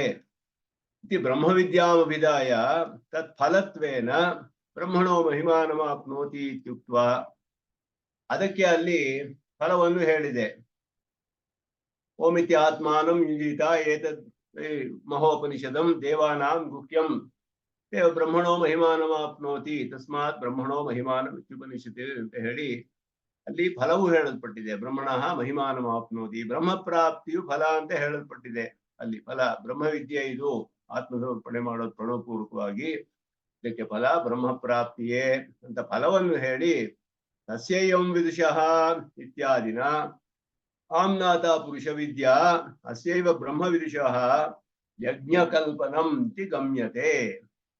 ಅದಾದ ಮೇಲೆ ತಸ್ಯೈವಂ ವಿದುಷೋ ಯಜ್ಞಸ್ಯ ಆತ್ಮ ಅನ್ನೋದು ಈ ಪುರುಷ ವಿದ್ಯೆಯಿಂದ ಅಸ್ಯೈವ ಬ್ರಹ್ಮವಿದುಷಃ, ಈ ಬ್ರಹ್ಮವಿತ್ತಾದವನಿಗೆ ಅವನಲ್ಲಿ ಯಜ್ಞತ್ವ ಕಲ್ಪನೆ ಮಾಡಲ್ಪಟ್ಟಿದೆ. ಕಲ್ಪನೆ ಅಷ್ಟೇ ಹೊರತು ಇದು ಇನ್ನೊಂದು ವಿದ್ಯೆ ಅಲ್ಲ. ಇದು ತಸ್ಯೈವಂ ವಿದುಷಃ ಅನ್ನೋದು ಒಂದು ವಿದ್ಯೆ ಅಲ್ಲ, ಬ್ರಹ್ಮವಿದ್ಯೆ ಅಲ್ಲ, ಯಜ್ಞತ್ವ ಕಲ್ಪನೆ ಅದು. ಅಥೋ ಬ್ರಹ್ಮವಿದ್ಯಾ ಅಂಗತ್ವಾತ್ ಬ್ರಹ್ಮ ಪ್ರಾಪ್ತಿರೇವ ಅತ್ರ ಫಲಂ. ಇದು ಆ ಬ್ರಹ್ಮವಿದ್ಯೆಗೆ ಅಂಗವಾಗೋಯ್ತು ಇದು. ಯಾಕೆ ಅಂದ್ರೆ ಅವನು ಆ ರೀತಿ ತನ್ನ ಆತ್ಮಸಮರ್ಪಣೆಯನ್ನು ಮಾಡಿ ಬ್ರಹ್ಮವಿದ್ಯೆಯನ್ನು ಅನುಷ್ಠಾನ ಮಾಡಿರುವ ಉಪಾಸಕನಿಗೆ ಇದು ಅವನ ಪುರುಷನಲ್ಲಿ ಯಜ್ಞತ್ವ ಕಲ್ಪನೆಯು ಅಂಗವಾಗಿ ಹೇಳಲ್ಪಟ್ಟಿದೆ. ಈ ರೀತಿ ನೀನು ಕಲ್ಪನೆ ಮಾಡ್ಕೊಳ್ಬೇಕು ಅಂತ ಹೇಳ್ಬಿಟ್ಟು ಅಂಗವಾಗಿ ಹೇಳಿದೆ. ಆದ್ದರಿಂದ ಅಂಗಕ್ಕೆ ಬೇರೆ ಫಲವಿಲ್ಲ ಎಲ್ಲಿಯೂ. ಆ ವಿಧಿಗೆ ಶೇಷವಾಗಿ ಹೋಗುತ್ತೆ ಇದು, ಆ ವಿಧಿವಾಕ್ಯಕ್ಕೆ ಶೇಷವಾಗುತ್ತೆ. ಆತ್ಮಾನಂ ಯುಂಜೀತ ಅನ್ನೋದು ವಿಧಿವಾಕ್ಯ. ಅದಕ್ಕೆ ಆ ಬ್ರಹ್ಮವಿದ್ಯೆಗೆ ಇದು ಅಂಗವಾಗುತ್ತೆ. ಅಂಗಕ್ಕೆ ಬೇರೆ ಫಲವು ಎಲ್ಲಿಯೂ ಹೇಳಲ್ಪಡುವುದಿಲ್ಲ. ಪ್ರಧಾನ ಫಲ ಎಲ್ಲಿ ವಿಧಿ ಇದೆಯೋ ಅಲ್ಲಿಯೇ ಅಂಗ, ಅಲ್ಲಿಯೇ ಫಲ ಅಂತ ಫಲವತ್ ಸನ್ನಿಧವು ಅಫಲಂ ತದಂಗಂ ಅಂತ ಪೂರ್ವಮೀಮಾಂಸಾ ನ್ಯಾಯ. ಇತಿ ನ್ಯಾಯಾತ್, ಪೂರ್ವಮೀಮಾಂಸದಲ್ಲಿ ಇದು ನಿಶ್ಚಯ ಮಾಡಲ್ಪಟ್ಟಿದೆ ಜೈಮಿನಿಗಳಿಂದ. ಎಲ್ಲ ಕಡೆಯೂ ಹಾಗೆ, ಎಲ್ಲ ಯಜ್ಞಯಾಗಾದಿಗಳಲ್ಲೂ ಪೂರ್ವಮೀಮಾಂಸದಲ್ಲಿ ಪೂರ್ವಕಾಂಡದಲ್ಲಿ ಹೇಳಿರುವ ಯಜ್ಞಯಾಗಾದಿಗಳಲ್ಲಿ ಏನು ಅದೇ ರೀತಿ ಉಪನಿಷತ್ತುಗಳಲ್ಲಿಯೂ ಎಲ್ಲರ ಕಡೆಯೂ ಫಲವತ್ ಸನ್ನಿಧವು ಅಫಲಂ ತದಂಗಂ. ಫಲಕ್ಕೆ, ಒಂದು ಮುಖ್ಯವಾದ ಕರ್ಮಕ್ಕೆ ಫಲ ಹೇಳಿರುವಾಗ ಅಂಗಗಳಿಗೆ ಬೇರೆ ಬೇರೆ ಫಲವಿಲ್ಲ. ಅದಕ್ಕೆ ಈಗ ಬ್ರಹ್ಮವಿದ್ಯೆ ಉಪಾಸನೆ ಮಾಡ್ತಾನೆ ಒಬ್ಬ, ದಹರ ವಿದ್ಯಾ ನಿಷ್ಠಾ ಉಪಾಸನೆ ಮಾಡ್ತಾನೆ. ಆ ಉಪಾಸನೆಗೆ ಅಂಗವಾಗಿ ಅರ್ಚಿರಾದಿ ಮಾರ್ಗವನ್ನ ಚಿಂತನೆ ಮಾಡಬೇಕು, ಅದಕ್ಕೆ ಅಂಗವಾಗಿ ಇನ್ನೊಂದು ಏನೋ ಮಾಡಬೇಕು. ಹೀಗೆ ಅನೇಕ ಅಂಗಗಳು ಹೇಳಿರುತ್ತೆ. ಅಂಗಗಳಿಗೆ ಫಲಗಳು ಇರೋದಿಲ್ಲ. ಆಗ ಪ್ರಧಾನವಾದ ದಹರ ವಿದ್ಯೆಗೆ ಬ್ರಹ್ಮ ಪ್ರಾಪ್ತಿ ಫಲ, ಈ ಅಂಗಗಳೆಲ್ಲ ಅದಕ್ಕೆ ಉಪಕಾರ ಮಾಡುತ್ತೆ ಅಷ್ಟೇ ಅಂಗಗಳು. ಆದ್ದರಿಂದ ಫಲವತ್ ಸನ್ನಿಧವು, ಒಂದು ಅತ್ಯಧಿಕವಾದ ಪ್ರಧಾನ ಫಲವು ಹೇಳಲ್ಪಟ್ಟಿರುವಾಗ ಅಂಗಗಳು ಅದರ ಫಲವು ಏನು ಇರೋದಿಲ್ಲ. ಅಂಗಗಳು ಏನಿದ್ರು ಉಪಕಾರ ಮಾಡುತ್ತೆ, ಆ ಮುಖ್ಯವಾದ ಫಲಕ್ಕೆ ಉಪಕಾರ ಮಾಡೋದಷ್ಟೇ ಇದಕ್ಕೆ ಪ್ರಯೋಜನ ಅಂಗಗಳಿಗೆ. ಆದ್ದರಿಂದ ಫಲವತ್ ಸನ್ನಿಧವು ಅಫಲಂ ತದಂಗಂ, ಅದು ಫಲವ ಇಲ್ಲದೆ ಇರೋ ಹಾಗಿರಲ್ಲ, ಅದರ ಫಲ ಬರೋದಿಲ್ಲ ಬೇರೆಯಾಗಿ ಅಂತ ನ್ಯಾಯಾತ್. ತೈತಿರಿಯ ಕಾಮ್ನಾಥ ಪುರುಷ ವಿದ್ಯಾ, ತೈತಿರಿಯ ಉಪನಿಷತ್ತಲ್ಲಿ ಹೇಳಿದಂತಹ ಪುರುಷ ವಿದ್ಯೆ ಅಂತ ಹೇಳೋದು, ಅದಕ್ಕೆ ಬ್ರಹ್ಮವಿದ್ಯಾಂಗಂ, ಆ ಬ್ರಹ್ಮವಿದ್ಯೆಗೆ ಅಂಗ ಅನ್ನೋದು ಗಮ್ಯತೆ ತಿಳಿದು ಬರುತ್ತೆ. ಛಾಂದೋಗ್ಯೇತು ಆಯುಪ್ರಾಪ್ತಿ ಫಲ ಪುರುಷ ವಿದ್ಯಾ ಇತ್ಯುಕ್ತಂ. ಛಾಂದೋಗ್ಯ ಹೇಳಿರೋದು ಆಯುಸ್ಸಿನ ಪ್ರಾಪ್ತಿಗೋಸ್ಕರ, 116 ವರ್ಷ ಅವನು ಬದುಕೋದಕ್ಕೋಸ್ಕರ ಅದನ್ನು ಮಾಡಬಹುದು ಆ ಉಪಾಸನೆಯನ್ನ ಅಷ್ಟೇ ಹೊರತು ಆ ಪುರುಷ ವಿದ್ಯೆಗೆ ಬ್ರಹ್ಮವಿದ್ಯೆ ಅಲ್ಲ. ಇಲ್ಲಿ ಹೇಳಿರೋದು ವಿದ್ಯೆ ಅಲ್ಲ, ಇದು ಬ್ರಹ್ಮವಿದ್ಯೆಗೆ ಅಂಗ. ತಸ್ಯೈವಂ ವಿದುಷಃ ಅಂತ ಹೇಳುದು ಬ್ರಹ್ಮವಿದ್ಯೆಗೆ ಅಂಗ. ಇಲ್ಲಿ ಒಂದು ಫಲ ಹೇಳಿದೆಯಲ್ಲ ಅಂದ್ರೆ ಇದು ಇದರ ಫಲವಲ್ಲ. ಯಾಕೆ ಅಂದ್ರೆ ಪುರುಷ ವಿದ್ಯೆ ಅನ್ನು ಆ ರೀತಿ ಚಿಂತನೆ ಮಾಡಿದ್ರೆ ನನ್ನ ದೇಹವೇ ಯಜ್ಞ, ಆತ್ಮನೇ ಯಜಮಾನ, ಇದುವೇ ಈ ರೀತಿ ಚಿಂತನೆ ಮಾಡಿದ್ರೆ ಬ್ರಹ್ಮ ಪ್ರಾಪ್ತಿ ಇಲ್ಲ. ಆದರೆ ಪುರುಷ ವಿದ್ಯೆ ತಸ್ಯೈವಂ ಪುರುಷೋ ವಿದ್ಯಸ್ಯ ಯಜ್ಞಸ್ಯ ಆತ್ಮಾಲಿ ಬ್ರಹ್ಮ ಪ್ರಾಪ್ತಿ ಹೇಳಲ್ಪಟ್ಟಿದೆ. ಕಡೆಯಲ್ಲಿ ಬ್ರಹ್ಮಣ ಸಾಯುಜ್ಯಮಾಪ್ನೋತಿ ಮೊದಲಾದ್ದೆಲ್ಲ ಹೇಳಲ್ಪಟ್ಟಿದೆ.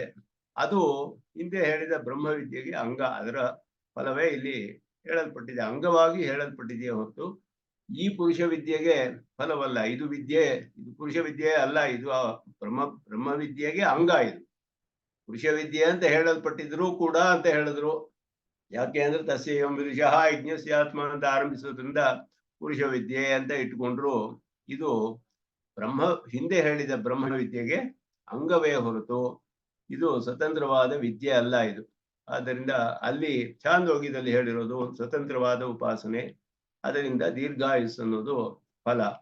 ಅಲ್ಲಿಂದ ರೂಪಭೇದವು ಫಲಭೇದ ಎಲ್ಲ ಭೇದವಾಗಿದೆ ಇಲ್ಲಿ. ಅಂದ್ರೆ ರೂಪ ಸಂಯೋಗಯೋಹೋ ಭೇದಾತ್ ರೂಪಭೇದ ಫಲ ಸಂಯೋಗ ಭೇದ ಇದೆಲ್ಲ ಇದರಿಂದ ವಿದ್ಯಾಭೇದ ಇತಿ ಏಕತ್ರ ಆಮ್ನಾತಾನಾಂ ಗುಣಾನಾಂ ಇತರತ್ರ ಅನುಪಸಂಹಾರ. ಒಂದು ಕಡೆ ಹೇಳಿರೋದನ್ನ ಇನ್ನೊಂದು ಕಡೆ ಸೇರಿಸ್ಕೊಳ್ಳೋ ಹಾಗಿಲ್ಲ ಇಲ್ಲಿ, ಅದನ್ನ ಸ್ಪಷ್ಟ ಮಾಡ್ತಾರೆ ಇಲ್ಲಿ. ಒಂದ್ ಕಡೆ ಹೇಳಿರೋದನ್ನ ಇನ್ನೊಂದು ಕಡೆ ಸೇರಿಸ್ಕೊಳ್ಬಾರ್ದು ಅನ್ನೋದು ಇಲ್ಲಿ ಸ್ಪಷ್ಟವಾಗಿ ತಿಳಿಸ್ತಾರೆ. ಈ ವಿಷಯದಲ್ಲಿ ಕೆಲವು ವಿಶೇಷವಾದ ವಿಷಯಗಳನ್ನ ನಾವು ತಿಳಿಬೇಕು.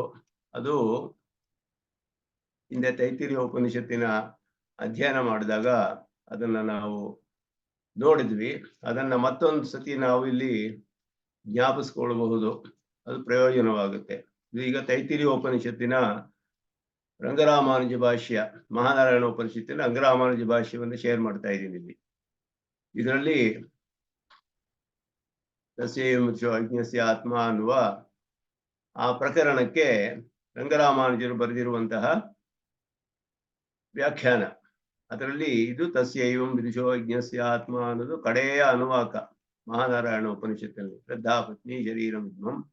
ಇದಕ್ಕೆ ಹಿಂದೆ ಅನುವಾಕದಲ್ಲಿ ಬರುವಂತಹದ್ದು ವಸುರಣ್ಯೋ ವಿಭೂರಸಿ ಮೊದಲಾದದ್ದು. ವಸುರಣ್ಯೋ ವಿಭೂರಸಿ ಪ್ರಾಣೇ ತ್ವಮಸಿ ಸಂಧಾತ ಬ್ರಹ್ಮನ್ ತ್ವಮಸಿ ವಿಶ್ವಸೃಕ್ತೆ ಜೋದಾಃ ತ್ವಮಸ್ಯಗ್ನೇಃ ವರ್ಚೋದಾಸ್ತ್ವಮಸಿ ಸೂರ್ಯಸ್ಯ ದ್ಯುಮ್ನೋದಾಸ್ತ್ವಮಸಿ ಚಂದ್ರಮಸಃ ತ್ವಯಾಮ ಗೃಹೀತೋಸಿ ಬ್ರಹ್ಮಣೇ ತ್ವಾಮಃ ಸವೋಮಿತ್ಯಾತ್ಮಾ ಯುಂಜೀತೈತದ್ವೈ ಮಹೋಪನಿಷದಂ. ದೇವಾನಾಂ ಗುಹ್ಯಂ ಯ ಏವಂ ವೇದ ಬ್ರಹ್ಮಣೋ ಮಹಿಮಾನಮಾಪ್ನೋತಿ ತಸ್ಮಾತ್ ಬ್ರಹ್ಮಣೋ ಮಹಿಮಾನಮಿತ್ಯುಪನಿಷತ್. ಇದು ಕಡೆ ಅನುವಾಕ, ಹಿಂದಿನ ಅನುವಾಕದಲ್ಲಿ ಬರುವಂತಹದ್ದು ಕಡೆ ಅನುವಾಕ ಹಿಂದೆ. ಇದು ಬ್ರಹ್ಮವಿದ್ಯೆ ಅಂತ ಹೇಳಲ್ಪಟ್ಟಿದೆ. ಅದಾದ್ಮೇಲೆ ತಸ್ಯ ವಿದುಷೋ ಯಜ್ಞಸ್ಯ ಆತ್ಮ ಅಂತ ಹೇಳಿ ಅದರಲ್ಲಿ ಕಡೆಯಲ್ಲಿ ನೋಡಿದ್ರೆ ನಾವು ಅದರಲ್ಲಿ ಎಲ್ಲವೂ ಅವನ ಜೀವನವೆಲ್ಲ ಹೇಗೆ ಕಳಿಬೇಕು, ಅವನು ಯಾವ ಧ್ರಿಯತೆ ಸಾದೀಕ್ಷಾ, ಎಷ್ಟು ಬದುಕಿರ್ತಾನೋ ಅದುವೇ ಶರೀರ ಧಾರಣೆ ಮಾಡಿರುವಂತಹ ಅದುವೇ ದೀಕ್ಷೆ ಅವನಿಗೆ. ದೀಕ್ಷಾ ಅಂತ ಹೇಳಿದ್ರೆ ಅನೇಕ ಅರ್ಥಗಳು ಬರುತ್ತೆ. ಒಂದು ನಿಯಮ, ಒಂದು ವ್ರತ, ಒಂದು ಉಪದೇಶ ಅನ್ನೋದು ಬರುತ್ತೆ. ಅದರಲ್ಲಿ ದೀಕ್ಷಾ ಅನ್ನೋದಕ್ಕೆ ಅನೇಕ ಅರ್ಥಗಳು ಬರುತ್ತೆ. ದೀಕ್ಷಾ ಅನ್ನೋದು ದೀಕ್ಷಾ ಅಂತಾನೆ ಧಾತು, ದೀಕ್ಷಾ ಅನ್ನೋ ಧಾತುವಿನಿಂದ ಬಂದ ಶಬ್ದ.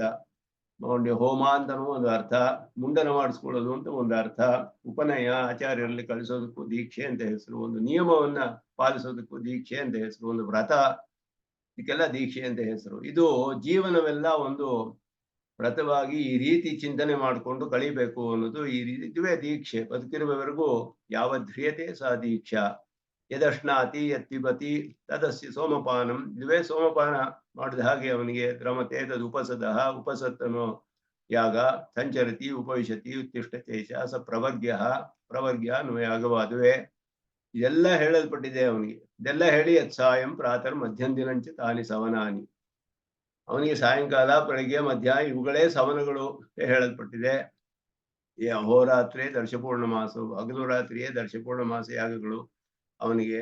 ಅದೆಲ್ಲ ಚಾತುರ್ಮಾಸ್ಯವೇನು, ಪಶುಬಂಧವೇನು, ವರ್ಷದಲ್ಲಿ ಮಾಡುವ ಎಲ್ಲ ಯಾಗಗಳನ್ನು ಇವನ ಧರ್ಮಗಳಾಗಿ ಹೇಳಲ್ಪಟ್ಟಿದೆ ಅಲ್ಲಿ. ಆದ್ದರಿಂದ ಎಲ್ಲ ಸರ್ವೇದ ಏತತ್ ಸತ್ರಂ ಯನ್ ಮರಣಂ ತದ್ ಅವಭೃತಃ. ಇದುವೇ ಸತ್ರ, ಆ ಮರಣವೇ ಅವಭೃತ. ಯನ್ ಮರಣಂ ತದ್ ಅವಭೃತಃ. ಏತದ್ವೈ ಜರಾಮರಿಯಂ ಅಗ್ನಿಹೋತ್ರಂ ಸತ್ರಂ. ಅವನು ವಯಸ್ಸಿನಿಂದಲೇ ಜರೆಯಿಂದಲೇ ಕಳೀತಾನೆ, ದೇಹವನ್ನ ಜೀರ್ಣ ಮಾಡ್ತಾನೆ ಅಂತ ಅರ್ಥ ಜರಾಮರಿಯಂ ಅಂತ ಹೇಳಿ. ವಯಸ್ಸಾಗಿ ಅವನು ಮರಣವನ್ನು ಹೊಂದುತ್ತಾನೆ. ಅವನಿಗೆ ವಿದ್ವಾನ್ ಉದಗೇನೆ ಪ್ರಮೀಯತೆ ದೇವಾನಾಮೇವ ಮಹಿಮಾನಂ ಗತ್ವಾ ಆದಿತ್ಯ ಸಾಯುಜ್ಯಂ ಗಚ್ಚತಿ ಎಲ್ಲ ಹೇಳಿದೆ. ಪಿತೃನಾಂ ಮಹಿಮಾನಂ ಎಲ್ಲ ಹೇಳ್ಬಿಟ್ಟು ತಸ್ಮಾತ್ ಬ್ರಹ್ಮಣೋ ಮಹಿಮಾನಂ ಆಪ್ನೋತಿ, ಇದುವೇ ಇಲ್ಲಿ ಫಲವು ಹೇಳಲ್ಪಟ್ಟಿದೆ. ಇದು ಅಂಗವಾದ್ದರಿಂದ ಇದಕ್ಕೆ ಬೇರೆಯಾದ ಫಲವಿಲ್ಲ. ಹಿಂದೆ ಹೇಳಿದ ಬ್ರಹ್ಮವಿದ್ಯೆಯ ಫಲವೇ ಇದಕ್ಕೂ ಫಲ ಅಂತ ನಾವು ಅರ್ಥ ಮಾಡ್ಕೊಳ್ಬೇಕು ಅನ್ನೋದು ಇಲ್ಲಿ ಸ್ಪಷ್ಟವಾಗಿ ತಿಳಿಯುತ್ತೆ. ಇಲ್ಲಿ ಕೆಲವು ವಿಶೇಷವಾದ ವಿವರಣೆಗಳು ಬರುತ್ತೆ, ಅದನ್ನ ನಾವು ಒಂದ್ಸತಿ ನೋಡ್ಕೊಳ್ಬಹುದು. ಉತ್ತಮ ಸ್ವಾಮಿಗಳು ಹೇಳ್ತಾರೆ ಇಲ್ಲಿ ಇಲ್ಲಿ ನ್ಯಾಸ ವಿದ್ಯೆ ಹೇಳಿದೆ ಅಂತಾನು ಒಂದು ಹೇಳಬಹುದು. ಇವರು ಕೂಡ ರಂಗರಾಮಾನುಜರು ಅದನ್ನೇ ಹೇಳ್ತಾರೆ. ಇಲ್ಲಿ ನ್ಯಾಸ ಅನ್ನೋದು ಯಾವುದೋ ಒಂದು ಸೋಮಯಾಗ ಅಂತ ಹೇಳ್ಕೋಬಹುದು ಅಂತ ಅಲ್ಲಿ ಎರಡು ಇದನ್ನ ಇಲ್ಲಿ ತಿಳಿಸ್ತಾರೆ ಇವರು. ಅರ್ಥಗಳನ್ನು ಹೇಳುವಾಗ ಎರಡು ಅರ್ಥಗಳು. ಒಂದು ಭಾಷ್ಯಕಾರರಿಂದ ಹೇಳಲ್ಪಟ್ಟಿದ್ದು ಪುರುಷ ವಿದ್ಯಾಧಿಕರಣದಲ್ಲಿ ಓಮಿತಿ ಆತ್ಮಾನಂ ಯುಜಿತ ಅಂತ ಉದಾಹರಿಸಿ ಅದನ್ನ ಬ್ರಹ್ಮವಿದ್ಯೆ ಅಂತ ಹೇಳಿ ತಸ್ಯಂ ಪುರುಷ ಅನ್ನುವುದು ಅದಕ್ಕೆ ಅಂಗ ಅಂತ ಹೇಳಿದ್ರು. ವೇದಾಂತ ದೇಶಿಕರು ಇದು ನ್ಯಾಸ ವಿದ್ಯೆ ಅಂತ ಹೇಳಿದ್ದಾರೆ. ಇದಕ್ಕೆ ನ್ಯಾಸ ವಿದ್ಯೆ ಅಂತ ಹೇಳಿದ್ದಾರೆ. ಅದಕ್ಕೂ ಇದಕ್ಕೂ ವಿರೋಧ ಬರುವ ಹಾಗೆ ಇದೆಯಲ್ಲ ಅಂತ ಹೇಳ್ಬಿಟ್ಟು ಇಲ್ಲಿ ವಿಚಾರ ಮಾಡ್ತಾರೆ. ಅದಕ್ಕೆ ನಾವು ಸಮಾಧಾನ ಅಂತ ಎರಡಕ್ಕೂ ವಿರೋಧವಿಲ್ಲ ಅಂತ ತೋರಿಸ್ತಾರೆ ಇದರಲ್ಲಿ. ಆದ್ದರಿಂದ ಇಲ್ಲಿ ಹೇಳಿರೋದು ಜುಹುಯಾತೆ ಪ್ರಣವೇನ ಅಗ್ನೋ ಅಚ್ಯುತ ಅಖ್ಯೇ ಸನಾತನೇ ಅಂತ ಹೇಳಿ ಪರಮಾತ್ಮನಿಗೆ ನಮ್ಮ ಆತ್ಮ ಸಮರ್ಪಣೆ. ಅದರಿಂದ ನ್ಯಾಸಸ್ಯ ನಾನೋಪನಿಷದ್ ವಿಹಿತತ್ವಂ ಮುಕ್ತಂ ಅಂತ ಹೇಳಿ ತಸ್ಯೈವ ಮಿಥ್ಯಾದೇಹೆ ಶ್ರೀಭಾಷ್ಯಕಾರ ನಿಗಮಾಂತ ಗುರುದರ್ಶಿತ ಯೋಜನಾದ್ವಯಂ ಪರಿದರ್ಶಯಿಷ್ಯತಿ. ಇಬ್ಬರು ಆಚಾರ್ಯರುಗಳು ಹೇಳಿದ ಅರ್ಥಗಳನ್ನೇ ಇಲ್ಲಿ ತಸ್ಯೈವಂ ವಿದುಷಃ ಅನ್ನುವ ಅನುವಾದಕ್ಕೆ ಭಾಷ್ಯಕಾರರು ಹೇಗೆ ಅರ್ಥ ಮಾಡಿದ್ದಾರೆ, ಸ್ವಾಮಿ ದೇಶಿಕನ್ ಹೇಗೆ ಅರ್ಥ ಮಾಡಿದ್ದಾರೆ, ಎರಡಕ್ಕೂ ಹೇಗೆ ವಿರೋಧ ಇಲ್ಲ ಅನ್ನೋದನ್ನ ಇಲ್ಲಿ ತೋರಿಸ್ತಾರೆ. ರಂಗರಾಮಾನುಜರು ಅದೇ ಹೇಳಿರೋದು. ಉತ್ತಮ ಸ್ವಾಮಿಗಳು ಸ್ವಲ್ಪ ಅದನ್ನ ವಿವರಿಸ್ತಾರೆ.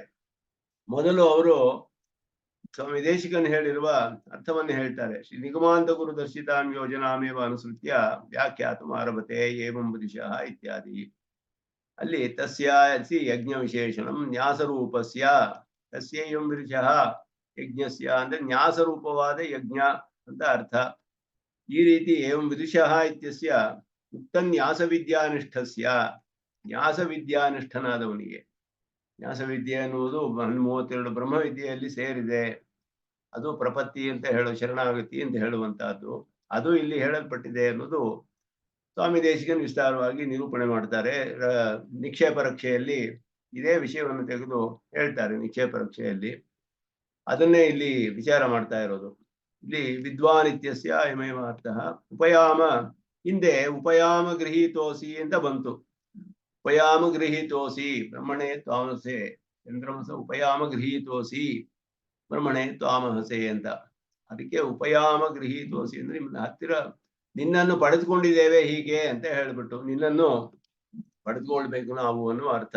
ಸೋಮರೂಪ ಹವಿಷ್ಟ್ವೇನ ಆತ್ಮ ಅಧ್ಯವಸಿತಃ ಇತಿ ನ್ಯಾಸೋಯಂ ಕಶ್ಚಿತ್ ಸೋಮಯಾಗಃ ಹೇಳಿದ್ರು. ಇಲ್ಲಿ ಆತ್ಮವೇ ಹವಿಸ್ಸು ಅಂತ ಹೇಳಲ್ಪಟ್ಟಿರೋದ್ರಿಂದ ಈ ನ್ಯಾಸ ವಿದ್ಯೆ ಅಂತ ಹೇಳಿರೋದು ಒಂದು ಸೋಮಯಾಗ ಅಂತ ಹೇಳ್ಬೋದು. ಇದಕ್ಕೆ ನ್ಯಾಸ ವಿದ್ಯೆಯೇ ಒಂದು ಸೋಮಯಾಗ. ಅದರಲ್ಲಿ ಆ ಸೋಮಯಾಗದಲ್ಲಿ ಬರುವ ಎಲ್ಲವೂ ಹೇಳಲ್ಪಟ್ಟಿದೆ. ಇಲ್ಲಿ ಅಂಗಗಳಾಗಿ ಏನೇನು ಕಲ್ಪನೆ ಮಾಡಬೇಕು ಅಂತ ಹೇಳ್ಬಿಟ್ಟು ಯಜಮಾನಾಪೇಕ್ಷೆಯ ಉಪಕರಣಾನ ಅನ್ಯತ್ವಾಯ ಆತ್ಮ ಯಜಮಾನ ಇದೆಲ್ಲ ಹೇಳಿದ್ರು. ಅದುವೇ ಒಂದು ಸೋಮಯಾಗ ಅಂತ ಹೇಳ್ಬೋದು ಇದಕ್ಕೆ ಅಂತ ಹೇಳಿ ಅದರ ಅಂಗಗಳು ಯಾಗದಲ್ಲಿ ಏನೇನು ಬರುತ್ತೆ ಅಂಗಗಳು, ಮತ್ತೆ ಒಂದು ವರ್ಷದಲ್ಲಿ ಯಾವ ಯಾಗಗಳನ್ನು ಮಾಡಬಹುದು ಅದೆಲ್ಲ ಇವರು ಜೀವನದಲ್ಲಿಯೇ ಮಾಡುವ ಎಲ್ಲಾ ಧರ್ಮಗಳು ಇವು ಸಂಬಂಧಿಸಿದ ಎಲ್ಲವೂ ಆ ರೀತಿಯೇ ನಡೆಸಬೇಕು ಜೀವನವನ್ನ ಅಂತ ಹೇಳಲ್ಪಟ್ಟಿದೆ ಅನ್ನೋದು ಒಂದು ಅರ್ಥವನ್ನ ಇಲ್ಲಿ ಹೇಳಿದ್ರು. ಅದರಿಂದ ಇಲ್ಲಿ ಪೂರ್ವಂ ಬ್ರಹ್ಮಣೇ ಮಹಸೇ ಇತಿ ಮಹಪದೋಕ್ತಂ ಜ್ಯೋತಿ ಜುಹುಯಾತ್ ಪ್ರಣವೇನ ಆಗ್ನು ಅಚ್ಯುತಾಖ್ಯ ಇತಿ ಹೇಳಿದಾಗ ಮಹಸೇ ಮಹಸ್ ಅನ್ನೋದು ಜ್ಯೋತಿ ಸ್ವರೂಪನಾದವನು ಅಂತ ಅರ್ಥ. ಅದರಿಂದ ಅಗ್ನಿ ಪರಮಾತ್ಮ ಅನ್ನುವ ಅಗ್ನಿಯಲ್ಲಿ ಆತ್ಮ ಅನ್ನುವ ಹವಿಸ್ಸನ್ನು ತೆಗೆದುಕೊಂಡು ಓಂ ಪ್ರಣವದಿಂದ ಸಮರ್ಪಣೆ ಮಾಡಬೇಕು ಅನ್ನೋ ಅರ್ಥವನ್ನ ಇಲ್ಲಿ ಹೇಳಿದ್ದಾರೆ. ಆದ್ರಿಂದ ತತ್ರ ಅಗ್ರನೇತರಿ ಪಾಪ ಪ್ರದಾಹಕ್ಕೆ ಆತ್ಮ ಹವಿಷಃ ಹೋಮಃ ಇತಿ ಇದಂ ಅಗ್ನಿಹೋತ್ರಮಪಿ ಭವತಿ. ಅಗ್ನಿಹೋತ್ರ ಅಂತಾನು ಹೇಳ್ಕೋಬಹುದು. ಅಗ್ರಂ ನಯತಿ ಇತಿ ಅಗ್ನಿ ಅಂತ ಪರಮಾತ್ಮನಿಗೆ ಅರ್ಥ ಅದರಲ್ಲಿ ಅಗ್ನಿ ಅಂತ ಹೇಳಿದ್ರೆ. ಇದೆಲ್ಲ ಸತಾಂ ತ್ರಾಯಕತ್ವಾತ್ ಸತ್ರಂಚ ಇತ್ಯಪಿ ಧ್ಯೇಯಂ ಸತ್ರಂ ಅಂತ ಹೇಳಿದೆಯಲ್ಲ, ಇಲ್ಲಿ ಸತ್ರ ಅಂದ್ರೆ ಸತಾಂ ತ್ರಾಯಕತ್ವಾತೆ, ಸಜ್ಜನರನ್ನ ರಕ್ಷಿಸ್ತಾನೆ, ಶರಣಾಗತರನ್ನ ರಕ್ಷಣೆ ಮಾಡ್ತಾನೆ ಅನ್ನೋದು ಇದು. ಇದೆಲ್ಲ ಹೇಳಿ ಸಿದ್ಧಂ ನ್ಯಾಸಸ್ಯ ಸೋಮಯಾಗತ್ವ ರೂಪಣಮಿದಂ ಸರ್ವಂ, ಎಲ್ಲವೂ ನ್ಯಾಸ ವಿದ್ಯೆಯ ಒಂದು, ನ್ಯಾಸ ವಿದ್ಯೆ ಅಂದ್ರೆ ಪ್ರಪತ್ತಿ ಶರಣಾಗತಿ, ಸೋಮಯಾಗ ಅಂತ ಹೇಳಲ್ಪಟ್ಟಿದೆ ಅಂತ ಹೇಳಲು, ಅದಕ್ಕೆ ಅದರ ಅಂಗಗಳು ಅಂತಾನು ಹೇಳ್ಬೋದು. ಇದೆಲ್ಲ ಈ ರೀತಿ ಹೇಳಿದ್ದಾರೆ. ಇದಾದ ಮೇಲೆ ಇಲ್ಲಿ ಹೇಳ್ತಾರೆ ಏವಂ ನ್ಯಾಸ ವಿದ್ಯಾ ಸ್ತುತಿ ಪರತೆಯ, ಆದ್ರಿಂದ ಇವರು ಇದೆಲ್ಲ ಹೇಳ್ಬಿಟ್ಟು ಏನ್ ಹೇಳಿದ್ರು ಅಂದ್ರೆ ತೇನ ನ್ಯಾಸಸ್ಯ ಇತರ ನಿರಪೇಕ್ಷತ್ವ ಮುಕ್ತಂ ಭವತಿ ಅಂತ ಹೇಳಿದ್ರು. ನ್ಯಾಸ ವಿದ್ಯೆಗೆ ಬೇರೆ ಯಾವ ಅಂಗವೂ ಬೇಕಾಗಿಲ್ಲ. ಅದಾದ್ಮೇಲೆ ನ್ಯಾಸ ವಿದ್ಯೆ ಸಕೃತ್ ಕರ್ತವ್ಯ ಅಂತ ಹೇಳಲ್ಪಟ್ಟಿದೆ. ಒಂದ್ಸತಿ ಮಾಡಿದ್ರೆ ಮುಗೀತು, ಅದಕ್ಕೆ ಅಂಗವಿಲ್ಲ. ಇಲ್ಲಿ ಭಾಷೆಕಾರರು ಅಂಗ ಅಂತ ಹೇಳಿದ್ದಾರೆ. ಪುರುಷ ವಿದ್ಯೆ ಅನ್ನೋದು ಬ್ರಹ್ಮವಿದ್ಯೆಗೆ ತಸ್ಯೇಂ ಪುರುಷಃ ಅನ್ನೋದು ಹೇಳಿರೋದು ಈ ರೀತಿ ಚಿಂತನೆ ಮಾಡುವುದು ಅಂಗವಾಗಿ ಹೇಳಲ್ಪಟ್ಟಿದೆ ಅಂತ ಹೇಳಿದ್ರು. ಅದಕ್ಕೆ ಅದನ್ನ ವಿಚಾರ ಮಾಡ್ತಾರೆ. ಈಗ ಅಂಗ ಅಂದ್ರೆ ನ್ಯಾಸ ವಿದ್ಯೆಗೆ ಬೇರೆ ಯಾವುದರ ಅಪೇಕ್ಷೆಯೂ ಇಲ್ಲ. ಸಕೃತ್ ಕರ್ತವ್ಯ, ಒಂದು ಸತಿ ಶರಣಾಗತಿ ಮಾಡಿದ್ರೆ ಜೀವನದಲ್ಲಿ ಮತ್ತೆ ಯಾವುದರ ಅಪೇಕ್ಷೆಯೂ ಇಲ್ಲ. ಈ ರೀತಿ ಚಿಂತನೆ ಮಾಡಬೇಕಾದ ಅಂಗವಾಗಿ ಚಿಂತನೆ ಮಾಡ್ಬೇಕಾಗಿಲ್ಲ. ಆದ್ದರಿಂದ ಅದು ಹಾಗೆ ಹೇಳಲ್ಪಟ್ಟಿದೆಯಲ್ಲ, ಇಲ್ಲಿ ಅಂಗ ಅಂತ ಹೇಳಿದೆಯಲ್ಲ ಅಂತ ಹೇಳಿದಾಗ ಈ ಸಾಂಪ್ರದಾಯಿಕವಾದ ಅರ್ಥ ಒಂದು ಶರಣಾಗತಿ ಅಂತ ಹೇಳೋದು. ಬ್ರಹ್ಮಸೂತ್ರಗಳಲ್ಲಿ ಪುರುಷ ವಿದ್ಯೆಯಲ್ಲಿ ಹೇಳಿರುವುದು ಬ್ರಹ್ಮವಿದ್ಯೆ ಅಂತ ಹೇಳಿ ಅದಕ್ಕೆ ಅಂಗವಾಗಿ ಯಜ್ಞತ್ವ ಕಲ್ಪನೆ ಪುರುಷನಲ್ಲಿ ಮೊದಲಾದ್ದು ಈ ರೀತಿ ಕಲ್ಪನೆ ಮಾಡ್ಕೊಂಡು ಚಿಂತನೆ ಮಾಡಬೇಕು ಅಂಗವಾಗಿ ಅಂತ ಹೇಳಲ್ಪಟ್ಟಿದೆ. ಇದೆರಡಕ್ಕೂ ಹೇಗೆ ವಿರೋಧ ಇಲ್ಲ ಅನ್ನೋದನ್ನ ತೋರಿಸ್ತಾರೆ ಇಲ್ಲಿ. ಅದುವೇ ಇಲ್ಲಿ ಪ್ರಧಾನವಾಗಿ ಹೇಳಿರುವಂತಹದ್ದು.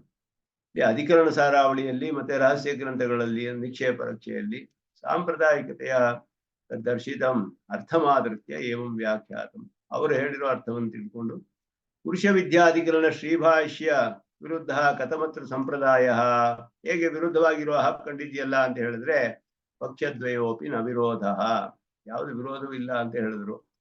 ಅದಕ್ಕೆ ಉತ್ತಮ ಸ್ವಾಮಿಗಳು ತಮ್ಮ ಅಭಿಪ್ರಾಯವನ್ನು ಹೇಳ್ತಾರೆ. ರಹಸ್ಯಾರ್ಥ ಸುತರಾಂ ಗೋಪನೀಯ ಇತಿ ಸಾಕ್ಷಾತ್ ಸ್ವಾಚಾರ್ಯ ಶಾಸನಂ ಅನುಲ್ಲಂಘಿತವತ ಭಾಷ್ಯಕೃತ. ರಹಸ್ಯಾರ್ಥಗಳನ್ನ ಕಷ್ಟಪಟ್ಟು ರಕ್ಷಣೆ ಮಾಡಬೇಕು ಅಂತ ಹೇಳಿದೆ. ಆದರೆ ಮಂತ್ರಂ ಯತ್ನೇನ ಗೋಪಯೇತ್ ಅಂತ ಹೇಳಿದಾಗೆ, ಆದ್ದರಿಂದ ಇದನ್ನ ಆ ರೀತಿ ಅವರು ಸ್ಪಷ್ಟವಾಗಿ ಹೇಳಿಲ್ಲ ಅಂತ ಹೇಳಿ ಸ್ವಪರ ಸಾಧಾರಣ ಬ್ರಹ್ಮಸೂತ್ರಾದಿ ವ್ಯಾಖ್ಯಾರೂಪ ಗ್ರಂಥೇಶು ನ ರಹಸ್ಯೋದ್ಘಾಟನಂ ಅಕಾರಿ.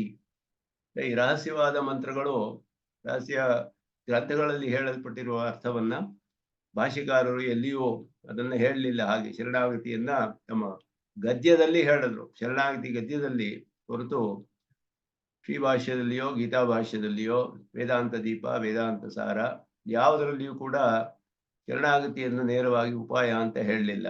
ಆದರೆ ಶರಣಾಗತಿ ಗದ್ಯದಲ್ಲಿ ಹೇಳಿದ್ರು, ಗದ್ಯತ್ರಯದಲ್ಲಿ ಸ್ಪಷ್ಟವಾಗಿ ಕಂಡು ಬರುತ್ತೆ, ಅವರು ಅನುಷ್ಠಾನ ಮಾಡಿರೋದು ಕಂಡು ಬರುತ್ತೆ. ಇಲ್ಲಿ ಯಾಕೆ ಹೇಳಲಿಲ್ಲ ಅಂದ್ರೆ ಇದು ರಹಸ್ಯವಾದ್ದರಿಂದ ಕಾಪಾಡುವುದಕ್ಕೋಸ್ಕರ ಎಲ್ಲರಿಗೂ ಸಾಮಾನ್ಯವಾದ ಸ್ವಪರ ಸಾಧಾರಣ ಬ್ರಹ್ಮಸೂತ್ರಾದಿ ವ್ಯಾಖ್ಯಾ ರೂಪ ಗ್ರಂಥೇಶು, ಬ್ರಹ್ಮಸೂತ್ರ ಮೊದಲಾದ ಎಲ್ಲರಿಗೂ ಸಾಮಾನ್ಯವಾಗಿರೋದ್ರಿಂದ ಇಲ್ಲಿ ಯಾವುದನ್ನು ಅವರು ಅದನ್ನ ತೆಗಿಲಿಲ್ಲ ಅನ್ನೋದು ಇಲ್ಲಿ ಇವರ ಅಭಿಪ್ರಾಯ ಉತ್ತಮ ಸ್ವಾಮಿಗಳು. ಅತೇವ ಗೀತಾ ಭಾಷ್ಯೆ ಚರ್ಮ ಶ್ಲೋಕೆ ಅಂಗ ಪ್ರಪತ್ತಿ ಯೋಜನೆ ಇವ ಅದರ್ಶಿ. ಗೀತಾ ಭಾಷ್ಯದಲ್ಲಿಯೂ ಸರ್ವಧರ್ಮಾನ್ ಪರಿತ್ಯಜ್ಯ ಮಾಮೇಕಂ ಶರಣಂ ವ್ರಜ ಅನ್ನೋದಕ್ಕೆ ಅಂಗ ಪ್ರಪತ್ತಿಯಾಗಿ ಅರ್ಥ ಮಾಡಿದ್ದಾರೆ. ಭಕ್ತಿ ಯೋಗಕ್ಕೆ ಅಂಗವಾಗಿ ಪ್ರಪತ್ತಿಯಲ್ಲಿ ಹೇಳಲ್ಪಟ್ಟಿದೆ. ಶರಣಾಗತಿ ಗದ್ಯದಲ್ಲಿ ನೇರವಾಗಿ ಅದನ್ನ ಪ್ರಪತ್ತಿಗೆ ಅವರು ಹೇಳಿದ್ದಾರೆ. ಆದ್ದರಿಂದ ಇದರಲ್ಲಿ ವಿರೋಧ ಇಲ್ಲ ಅನ್ನೋದನ್ನು ತೋರಿಸ್ತಿದ್ದಾರೆ. ಎರಡೂ ನಮಗೆ ಮುಖ್ಯವೇ ಅಂತ ಹೇಳ್ಬಿಟ್ಟು ಈ ರೀತಿ ಹೇಳಿರೋದು ಯಾವುದಕ್ಕೆ ಅಂತ ಹೇಳಿದ್ರೆ ರಹಸ್ಯಾರ್ಥಗಳನ್ನ ಎಲ್ಲರಿಗೂ ಸಾಧಾರಣವಾದ ಗ್ರಂಥಗಳಲ್ಲಿ ಪ್ರಕಾಶಪಡಿಸಬಾರದು ಅನ್ನೋ ಉದ್ದೇಶದಿಂದ ಅವರ ಆಚಾರ್ಯರ ಆದೇಶ ಆಗಿದ್ದರಿಂದ ಅಂತ ಹೇಳ್ತಾರೆ. ಅದರಿಂದ ಪುರುಷಾಧಿಕರಣೆ ಓಮಿತ್ಯ ಆತ್ಮಾನಂ ಜೀತ ಇತ್ಯಸ್ಯ ಆಗಮಾದಿ ಅನುರೋಧೇನ ನ್ಯಾಸ ವಿದ್ಯಾತ್ವಂ, ಓಮಿತ್ಯಾತ್ಮಾನಂ ಇಂಜಿತ ಅಂತ ತೆಗೆದ್ರು ಅಲ್ಲಿ ವಾಕ್ಯವನ್ನ ಭಾಷಿಕಾರರು. ಆತ್ಮ ಸಮರ್ಪಣೆಯನ್ನ ಹೇಳಿದ್ರು. ಇದು ಆಗಮಗಳಲ್ಲಿ ಮೊದಲಾದಲ್ಲಿ ಹೇಳಲ್ಪಟ್ಟಂತಹ ನ್ಯಾಸ ವಿದ್ಯೆಯನ್ನು ಸ್ಪಷ್ಟವಾಗಿ ಇಲ್ಲಿಯೂ ತಿಳಿಸಿ ತಸ್ಯೇಂ ವಿದುಷಃ ಇತ್ಯಾದೇಹೇ ತತ್ ಸ್ತುತಿ ಪರತ್ವಂಚ ಭಾಷಿತ್ವ, ಅದರ ಸ್ತೋತ್ರ ರೂಪವಾದದ್ದು ಇದು ಅಂತ ಕೂಡ ಹೇಳಿ ಕಾಚಿತ್ ಬ್ರಹ್ಮವಿದ್ಯಾ ತತ್ರೋಕ್ತ ತದಂಗಂ ಪುರುಷ ವಿದ್ಯಾ ಇತ್ಯೇತಾವದುಕ್ತಂ, ಯಾವುದೋ ಒಂದು ಬ್ರಹ್ಮವಿದ್ಯೆ ಹೇಳಲ್ಪಟ್ಟಿದೆ ಅದಕ್ಕೆ ಅಂಗವಾಗಿ ಅಂತ ಇಲ್ಲಿ ಹೇಳಲ್ಪಟ್ಟಿದೆ ಅಂತ ಹೇಳಿ ಹೀಗೆ ಹೇಳ್ತಾರೆ. ಅದರಿಂದ ಇದಕ್ಕೆ ಯಾವುದಕ್ಕೂ ವಿರೋಧವಿಲ್ಲ ಅನ್ನೋದು ನಮ್ಮ ಸಂಪ್ರದಾಯಕ್ಕೆ ಅನುಗುಣವಾಗಿಯೇ ಇದೆ. ಅದರಿಂದ ಇದರಲ್ಲಿ ವಿರೋಧವಿಲ್ಲ ಅನ್ನೋದನ್ನ ಸ್ಪಷ್ಟವಾಗಿ ಇಲ್ಲಿ ಹೇಳ್ತಾರೆ. ಸಂಪ್ರದಾಯ ಅನುಮತವಾದದ್ದೇ ಇದು ಕೂಡ ಅಂತ ಹೇಳಿ, ಅಂಗ ಅಂತ ಹೇಳಿದ್ರು ಕೂಡ ಅದರಲ್ಲಿ ನ್ಯಾಸವನ್ನು ಅನುಷ್ಠಾನ ಮಾಡುವಾಗ ಒಂದು ರೀತಿಯಲ್ಲಿ ಒಂದು ಸಲ ಮಾಡ್ಬೇಕಾದ್ದು ಆ ರೀತಿ ಅಂತಾನು ಹೇಳ್ಬೋದು. ಅರ್ಚಿರಾದಿ ಗತಿಯನ್ನು ಕೂಡ ಅಲ್ಲಿ ಅವನಿಗೆ ಉಪದೇಶ ಮಾಡಿ ಚಿಂತನೆ ಮಾಡೋದಕ್ಕೆ ನ್ಯಾಸ ವಿದ್ಯೆ ಪ್ರಪತ್ತಿ ಮಾಡುವ ಕಾಲದಲ್ಲಿ ಒಂದು ಸತಿ ಅಲ್ಲಿಯೂ ಹೇಳ್ಬೋದು. ಜೀವನವನ್ನೆಲ್ಲ ಅವನು ಈ ರೀತಿ ಚಿಂತನೆ ಮಾಡಿಕೊಂಡು ಕಾಲ ಕಳಿಬೇಕು ಅಂತ ಹೇಳಿದೆ ಪ್ರಪನ್ನನಿಗೆ. ಇಂದ ನ್ಯಾಸ ವಿದ್ಯೆಗೆ ಇದು ಸ್ತುತಿಪರ. ಒಬ್ಬ ನ್ಯಾಸ ವಿದ್ಯಾನಿಷ್ಠನಾದವನು ಹೇಗೆ ಜೀವನ ಮಾಡಬೇಕು, ತನ್ನ ರೂಪನಿಷ್ಠೆಯನ್ನ ಕಾಪಾಡಿಕೊಳ್ಬೇಕಾದ್ರೆ ಆತ್ಮನಿಗೆ ಪರಮಾತ್ಮನಿಗೆ ದೇಶಭೂತನಾದವನು ಅಂತ ತಿಳಿದು ತನ್ನನ್ನು ಪರಿಪೂರ್ಣವಾಗಿ ಸಮರ್ಪಣೆ ಮಾಡಿಕೊಂಡಂತಹ ರಕ್ಷಾಭಾರವನ್ನ ತನ್ನ ರಕ್ಷಣೆಗೋಸ್ಕರ ಯಾವ ಕೆಲಸವನ್ನು ಮಾಡಬಾರ್ದು ಅವನು. ಆಗ ಜೀವನವೆಲ್ಲ ಹೇಗೆ ನಡೆಸ್ಬೇಕು ಅಂದ್ರೆ ಇಲ್ಲಿ ತಸ್ಯಂ ಪುರುಷ ಯಜ್ಞಸ್ಯ ಆತ್ಮ ಅಂತ ಹೇಳಿರೋದು, ತಸ್ಯಂ ವಿರುಷೋ ಯಜ್ಞಸ್ಯ ಆತ್ಮ ಅಂತ ಹೇಳಿರೋದು ಹೇಗೆ ಜೀವನವನ್ನ ಚಿಂತನೆ ಮಾಡ್ಕೊಂಡು ಕಳಿಬೇಕು. ಅದು ಕಳಿದೇ ಇದ್ರೂ ಮೋಕ್ಷ ಅವನಿಗೆ ಬರುತ್ತೆ. ಆದ್ರೆ ಈ ಚಿಂತನೆ ಮಾಡೋದು ಸ್ವರೂಪಕ್ಕೆ ಅನುಗುಣವಾಗಿದೆ. ನ್ಯಾಸ ವಿದ್ಯಾನಿಷ್ಠನ ಸ್ತುತಿ ಜೀವನ ಹೇಗೆ ನಡೀಬೇಕು ಅನ್ನೋದಕ್ಕೆ ಸ್ತುತಿಪರವಾದದ್ದು ಅಂತ ಸಾಂಪ್ರದಾಯಿಕವಾದ ಅರ್ಥ. ಬ್ರಹ್ಮವಿದ್ಯೆ ಅಂತ ಹೇಳಿ ಅಂಗ ಅಂತ ಹೇಳಿರೋದು ಸೋಮಯಾಗ ಅಂತ ಒಂದು ಅದರ ರೂಪಣ ಮಾಡಿರೋದ್ರಿಂದ ಆ ರೀತಿ ಚಿಂತನೆ ಮಾಡೋದು ಕೂಡ ಅದರಲ್ಲಿಯೂ ವಿರೋಧವಿಲ್ಲ ಅಂತ ಹೇಳಿ ಅದನ್ನ ತೋರಿಸ್ತಾರೆ ಇಲ್ಲಿ. ಅದನ್ನ ಇಲ್ಲಿಯೂ ಅದನ್ನ ಹೇಳ್ತಾ ಇದ್ದಾರೆ. ಇಲ್ಲಿ ಪುರುಷ ವಿದ್ಯಾ ಅಂತ ಇಲ್ಲಿ ಹೆಸರು ಎಲ್ಲಿಯೂ ಬಂದಿಲ್ಲ. ಆದ್ದರಿಂದ ಪುರುಷ ವಿದ್ಯಾತ್ವೇ ಪಿ ಅಂತ ಅಪಿ ಅಂತ ಹೇಳ್ತಾರೆ ಅವರು. ಅಪಿ ಶಬ್ದದಿಂದ ನಮ್ಗೆ ಭಾಷೆಕಾರರು ಇದ್ರೂ ಇದ್ದುಕೊಳ್ಳಿ ಪುರುಷ ವಿದ್ಯಾ ಅಂತ ಹೆಸರು ಇದ್ರೂ ಕೂಡ ಇದು ಬೇರೆಯೇ ಅಂತ ಅರ್ಥ ಅನ್ನೋದನ್ನ ಇಲ್ಲಿ ಹೇಳ್ತಾರೆ. ಇಲ್ಲಿ ಶ್ರೀಭಾಷ್ಯೆ ಪುರುಷ ವಿದ್ಯಾಯಾಮಪಿ ಚ ಇದು ಅಪಿಶಬ್ದ ಘಟಿತ ಪಾಠ ಸ್ವ ಸಂಪ್ರದಾಯ ಕ್ರಮಾವಗತಾತ್ ಸ್ವೀಕೃತ ಅಂತ ಹೇಳುದು. ಅಪಿಶಬ್ದ ಅನ್ನೋದೇ ಬಂದಿದೆ. ಆದ್ದರಿಂದ ಇಲ್ಲಿ ಅಪಿಶಬ್ದ ಅಂತ ಹೇಳಿರೋದ್ರಿಂದ ಉಭಯತ್ರ ಆಮ್ನಾತಯೋ ವಿದ್ಯೆಯೋ ಪುರುಷ ವಿದ್ಯಾತ್ವೇ ಅಪಿ ಅಪಿನ ತದ ಅಸಮ್ಮತಿ ಸೂಚ್ಯತೆ. ಹೇಳಿದ್ರು ಇರ್ಬೋದು ಅಂದ್ರೆ ಇದು ಪುರುಷ ವಿದ್ಯೆ ಅಲ್ಲ, ಪುರುಷ ವಿದ್ಯೆ ಅಂತಾನೆ ಇಟ್ಕೊಳ್ಳಿ. ಆಗಿದ್ರು ಕೂಡ ಇದು ವಿದ್ಯಾಭೇದವೇ. ಈ ವಿದ್ಯೆ ಇದುವೇ ಬೇರೆ, ಅದುವೇ ಬೇರೆ. ಅದು ಬ್ರಹ್ಮವಿದ್ಯೆ ಅಲ್ಲ, ಅದು ಆಯಸ್ಸಿಗೋಸ್ಕರ ಮಾಡುವಂತಹ ವಿದ್ಯೆ. ಅಲ್ಲಿ ರೂಪವೇ ಬೇರೆ, ಜೀವನವೇ 3 ಭಾಗ ಮಾಡಲ್ಪಟ್ಟಿದೆ ಸವನಗಳು ಅಂತ ಹೇಳಿ ಆ ರೀತಿ ಎಲ್ಲ ಅಲ್ಲಿ ವಿವರಣೆ ಇದೆ. ರೂಪ ಬೇರೆ, ಫಲವೂ ಬೇರೆ. ಇಲ್ಲಿ ಹೇಳಿರೋದು ಇದು ಬ್ರಹ್ಮವಿದ್ಯೆಗೆ ಅಂಗ ಅಂತ ಇಟ್ಕೊಳ್ಬಹುದು, ಅರ್ಥವಾದ ಅಂತ ಅರ್ಥವಾಗುತ್ತೆ. ಆವಾಗ ವಿಷಯ ಅರ್ಥವಾದವಾಗಿ ವಿಧಿಗೆ ಅಂಗವಾಗುತ್ತೆ ಅರ್ಥವಾದಗಳು. ಸ್ತುತಿಪರ ಅಂತ ಇಟ್ಕೊಳ್ಬಹುದು. ಪ್ರಪತ್ತಿ ಅಂತ ಆ ಇದನ್ನು ಇಟ್ಕೊಂಡ್ರು ಕೂಡ ಓಮಿತ್ಯಾತ್ಮಾನ ಮಿಂಜಿತ ಅನ್ನೋದು ಪ್ರಪತ್ತಿಯನ್ನು ಹೇಳಿದೆ ಅಂತ ಇಟ್ಕೊಂಡ್ರು ಅದು ಸ್ತುತಿಪರವಾಗುತ್ತೆ, ಅರ್ಥವಾದವಾಗುತ್ತೆ. ಅರ್ಥವಾದವು ವಿಶೇಷವಾಗಿರೋದ್ರಿಂದ ಅಂಗ ಅಂತ ಹೇಳೋದ್ರಲ್ಲಿ ವಿರೋಧವಿಲ್ಲ ಅನ್ನೋದನ್ನ ಇಲ್ಲಿ ಆ ವಿಷಯವನ್ನು ತಿಳಿಸ್ತಾರೆ. ಅದರಿಂದ ಇಲ್ಲಿ ಏಕಾ ಬ್ರಹ್ಮವಿದ್ಯಾ ಅಪರ ಪುರುಷ ವಿದ್ಯಾ ನ ದ್ವಯಿ ಪುರುಷ ವಿದ್ಯೆಯತಿ ಅಂತರಾಶಯ. ಒಂದು ಪುರುಷ ವಿದ್ಯೆಗೆ ಜೊತೆಯಲ್ಲಿ ಬಂದಿರೋದು ಇಲ್ಲಿ ಹೇಳಿರುವ ಫಲ ಹಿಂದೆ ಹೇಳಿದ ಬ್ರಹ್ಮವಿದ್ಯೆಗೆ ಫಲವನ್ನೇ ಇಲ್ಲಿ ಅನುವಾದ ಮಾಡಿದೆ ಅನ್ನೋದು ಅದು ಅರ್ಥ. ಆದ್ದರಿಂದ ಪೃಥಕ್ ವಿದ್ಯಾತ್ವ ಅಭಾವ, ಇದು ಒಂದು ಬೇರೆಯಾದ ವಿದ್ಯೆ ಅಲ್ಲ. ತಸ್ಯಂ ವಿಷಯ ಅನ್ನೋದು ಒಂದು ಬೇರೆ ವಿದ್ಯೆಯೇ ಅಲ್ಲ. ಇದು ಸ್ತುತಿ ರೂಪತ್ವಂಚ ಸೂತ್ರತೋಪಿ ಸಿದ್ಧ್ಯತಿ ಸಮ್ಯಗಯಂ ಸಂಪ್ರದಾಯ. ಸ್ತುತಿ ರೂಪತ್ವವು ಸೂತ್ರದಿಂದಲೇ ಸಿದ್ಧಿಸುತ್ತೆ. ಇದು ಬ್ರಹ್ಮವಿದ್ಯಾನಿಷ್ಠನ ಸ್ತುತಿಗೋಸ್ಕರ ಬಂದಿದೆ. ಆ ವಿದ್ಯೆಯ ಸ್ತೋತ್ರ ಮಾಡುತ್ತೆ, ಅದು ಪ್ರಶಂಸೆ ಮಾಡುತ್ತೆ. ಹೀಗೆ ಅವನ ಜೀವನವನ್ನ ಹೇಗೆ ಮಾಡ್ತಾನೆ ಇವನು ಅಂತ. ಅವನಿಗೆ ಯಜ್ಞಗಳೆಲ್ಲ ಮಾಡ್ಬೇಕಾಗಿಲ್ಲ. ಬೇರೆ ತನ್ನ ದೇಹದಲ್ಲಿಯೇ ತನ್ನ ಜೀವನದಲ್ಲಿಯೇ ಯಜ್ಞಗಳನ್ನೆಲ್ಲ ಕಲ್ಪನೆ ಮಾಡ್ಕೊಂಡ್ರೆ ಸಾಕು. ಅವನು ಯಾವ ಯಜ್ಞವನ್ನು ಮಾಡ್ಬೇಕಾಗಿಲ್ಲ. ಅದು ಅವನ ಮಹಿಮೆಯನ್ನು ತೋರಿಸುತ್ತೆ. ಬ್ರಹ್ಮಣೇ ತ್ವಾಮಹಸೇ ಓಮಿತ್ಯಾತ್ಮಾನ ಮಿಂಜೀತ ಅಂತ ಮಾಡಿದವನಿಗೆ ಜೀವನದಲ್ಲಿ ಬೇರೆ ಯಾವ ಯಜ್ಞವೂ ಮಾಡ್ಬೇಕಾಗಿಲ್ಲ. ಅನುಷ್ಠಿತ ಶತಕ್ರತು ಅಂತ ಹೇಳ್ತಾರೆ. ಆದ್ದರಿಂದ ಅವನಿಗೆ ಅವನು ಬದುಕಿರೋದೇ ಅವನಿಗೆ ದೀಕ್ಷೆ, ಬೆಳಿಗ್ಗೆ ಸಾಯಂಕಾಲ ಮಧ್ಯಾಹ್ನ ಇವುಗಳೇ ಸವನಗಳು. ಅವನು ನಿಂತ್ಕೊಳ್ಳೋದು ಕೂತ್ಕೊಳ್ಳೋದು ಇದುವೇ ಕೂಡ ಎಲ್ಲವೂ ಸೋಮಯಾಗ, ದರ್ಶಪೂರ್ಣಮಾಸ, ರಾತ್ರಿ ಬೆಳಿಗ್ಗೆ ದರ್ಶಪೂರ್ಣಮಾಸ, ಯಾವ ಯಾಗವೂ ಮಾಡ್ಬೇಕಾಗಿಲ್ಲ ಅವನಿಗೆ. ಇದೆಲ್ಲ ಯಾಗಗಳು ಅನುಷ್ಠಾನ ಮಾಡಿದಾಗ ಜೀವನವನ್ನ ಕಳೀಬೇಕು ಅಂತ ಹೇಳಿರೋದು ಈ ರೀತಿ ಚಿಂತನೆ ಸ್ತುತಿಪರವಾಗಿದೆ. ಆ ಬ್ರಹ್ಮವಿದ್ಯೆಯ ಉಪಾಸಕನ ಸ್ತುತಿ ಅವನ ಮಹಿಮೆಯನ್ನ ಹೇಳುತ್ತೆ ಅಂತ ಹೇಳೋದು ಅದನ್ನ ಇಲ್ಲಿ ವಿವರಿಸ್ತಾರೆ. ಇದು ಬಹಳ ಒಂದು ವಿಶೇಷವಾದ ವಿಷಯ. ಅದರಿಂದ ಅದನ್ನ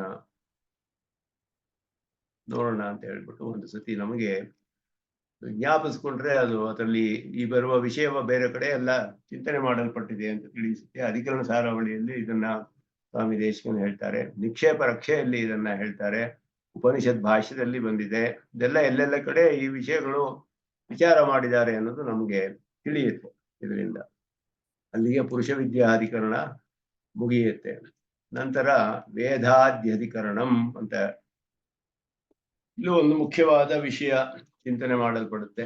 ಇಲ್ಲಿ ವೇದಾಧ್ಯಧಿಕರಣಂ ವೇದಾದಿ ಅರ್ಥಭೇದಾತ್. ವೇದಾದಿ ಅರ್ಥಭೇದಾತ್. ವೇದ ಅಂತ ಹೇಳಿದ್ರೆ ಹೇಳೋದು ಅಂತ ಅರ್ಥ. ವೇದಾದಿ ಅರ್ಥಭೇದಾತ್ ಅಂತ ಹೇಳುದು. ವೇದ ಮೊದಲಾದಿಗಳಿಗೆ ಅಂದ್ರೆ ವೇದ ಅಂತ ಆರಂಭಿಸುವ ಮಂತ್ರ ಅಂತ ಅರ್ಥ. ಅರ್ಥದಲ್ಲಿ ಭೇದವಿದೆ, ವ್ಯತ್ಯಾಸವಿರೋದ್ರಿಂದ ಅದಕ್ಕೆ ಬ್ರಹ್ಮವಿದ್ಯೆಗೆ ಉಪಸಂಹಾರ ಮಾಡ್ಕೊಳ್ಬೇಕೆ ಇಲ್ಲ ಕೆಲವು ಮಂತ್ರಗಳು ಬರುತ್ತೆ. ಬ್ರಹ್ಮವಿದ್ಯೆಯ ಪ್ರಕರಣದಲ್ಲಿಯೇ ಬರುತ್ತೆ. ಇಲ್ಲಿಯೂ ಹಾಗೆ ಹೇಳ್ತಾರೆ. ಇಲ್ಲಿ ಇವಾಗ ನ್ಯಾಸವಿದ್ಯೆ ಈಗ ತಾನೇ ನೋಡಿದ್ವಿ.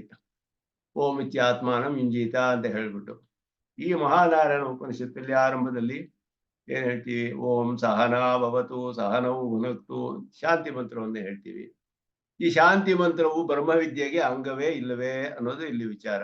ಈ ರೀತಿ ಕೆಲವು ಮಂತ್ರಗಳು ಹೇಳಲ್ಪಟ್ಟಿದೆ. ಒಂದೇ ಪ್ರಕರಣದಲ್ಲಿ ಅದೇ ಸನ್ನಿಧಿ ಇದೆ.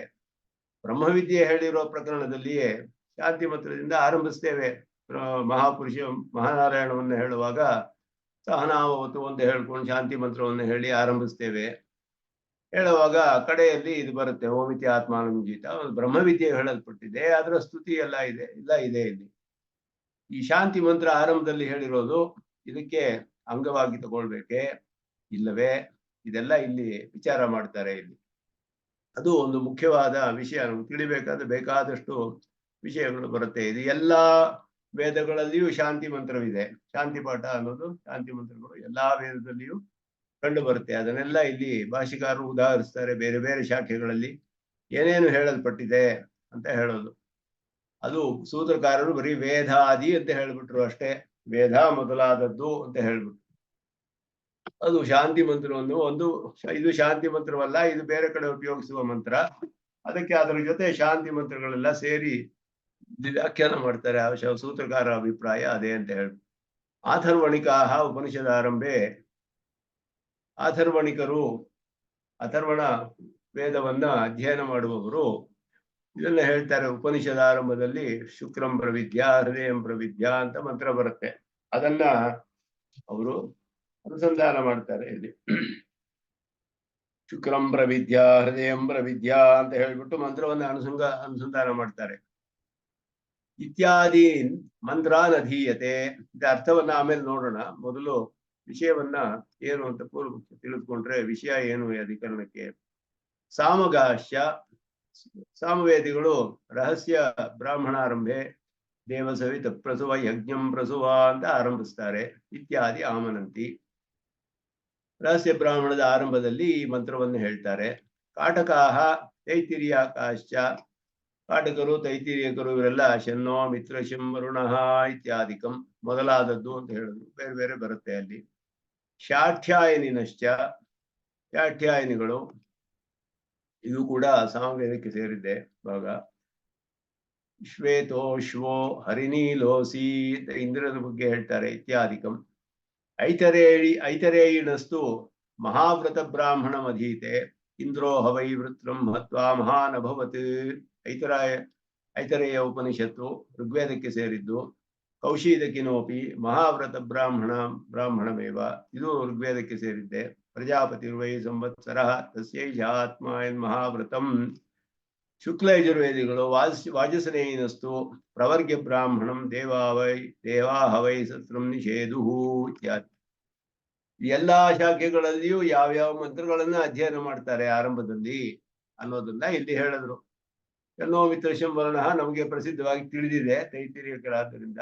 ಬೇರೆ ಶಾಖೆಗಳಲ್ಲಿ ಬೇರೆ ಬೇರೆ ಮಂತ್ರಗಳು ಹೀಗೆ ಹೇಳಲ್ಪಟ್ಟಿದೆ. ಅಥರ್ವವೇದ, ಸಾಮವೇದ, ಆಮೇಲೆ ಋಗ್ವೇದ ವೇದ, ಶುಕ್ಲಯಜುರ್ವೇದ, ಕೃಷ್ಣ ಯಜುರ್ವೇದ ಎಲ್ಲಾ ವೇದಕ್ಕೂ ಒಂದು ಉದಾಹರಣೆಯನ್ನ ಕೊಟ್ಟರು ಇಲ್ಲಿ. ಯಾವ ಯಾವ ಮಂತ್ರಗಳು ಎಲ್ಲೆಲ್ಲಿ ಹೇಳಲ್ಪಟ್ಟಿದೆ ಅಂತ ಹೇಳ್ಬಿಟ್ಟು ಇದಕ್ಕೆಲ್ಲ ಇಲ್ಲಿ ಆ ಮಂತ್ರಗಳೆಲ್ಲ ಇಲ್ಲಿ ಹೇಳಲ್ಪಟ್ಟಿದೆಯಲ್ಲ, ಇದೆಲ್ಲ ಇಲ್ಲಿ ಇದರಲ್ಲಿ ಬ್ರಹ್ಮವಿದ್ಯೆಗೆ ಅಂಗವಾಗಿದೆಯೋ ಇಲ್ಲವೋ ಅನ್ನೋದು ಇಲ್ಲಿ ವಿಚಾರ ಮಾಡ್ತಾರೆ.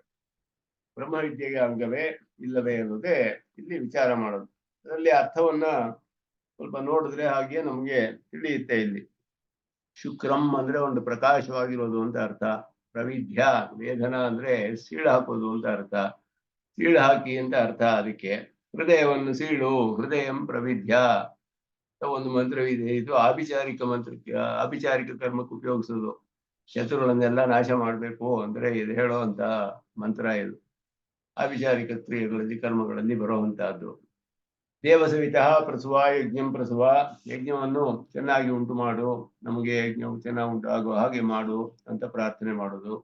ಎನ್ನೋ ಮಿತ್ರ ಸಂವರ್ಣ, ನನಗೆ ಅವನು ಸುಖಕರನಾಗಲಿ ಮಂಗಳಕರವಾಗಲಿ ಅಂತ ಹೇಳ್ಬಿಟ್ಟು ಪ್ರಾರ್ಥಿಸೋದು ದೇವತೆಗಳನ್ನೆಲ್ಲ.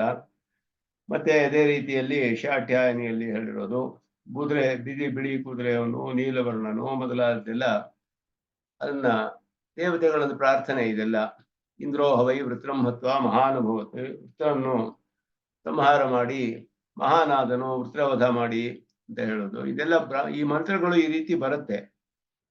ಪ್ರಜಾಪತಿಯೇ ಸಂವತ್ಸರ ಅಂತ ಹೇಳ್ಬಿಟ್ಟಿದೆ. ಅಂದ ಅವನ ಆತ್ಮ ಎನ್ ಮಹಾವ್ರತಂ ಮೊದಲಾದೆಲ್ಲ ಹೇಳಲ್ಪಟ್ಟಿದೆ. ಇದೆಲ್ಲ ಆತ್ಮ ಅಂದ್ರೆ ಅಲ್ಲಿ ಶರೀರ ಅಂತ ಅರ್ಥ. ಈ ರೀತಿ ಮಂತ್ರಗಳು ಆರಂಭದಲ್ಲಿ ಅಧ್ಯಯನ ಮಾಡ್ತಾರೆ. ಎಲ್ಲಾ ಶಾಖೆಯವರು ಕೂಡ ಆಯಾ ಶಾಖೆಗೆ ಸಂಬಂಧಿಸಿದಂತ ಈ ಮಂತ್ರಗಳನ್ನ ಆಯಾ ಭಾಗಗಳನ್ನ ಅಧ್ಯಯನ ಮಾಡುವಾಗ ಹೇಳುವಾಗ ಉಪಯೋಗಿಸ್ತಾರೆ. ಈ ಮಂತ್ರಗಳು ಕಂಡು ಬರುತ್ತೆ. ಶಾಂತಿ ಮಂತ್ರದಿಂದಲೇ ಆರಂಭಿಸ್ತೇವೆ. ಎಲ್ಲ ಪಾರಾಯಣವಾಗಲಿ ಅನುಷ್ಠಾನ ಆಗಲಿ ಎಲ್ಲ ಕಡೆಯಲ್ಲಿಯೂ ಶಾಂತಿ ಮಂತ್ರವು ಮುಖ್ಯವಾಗಿದೆ.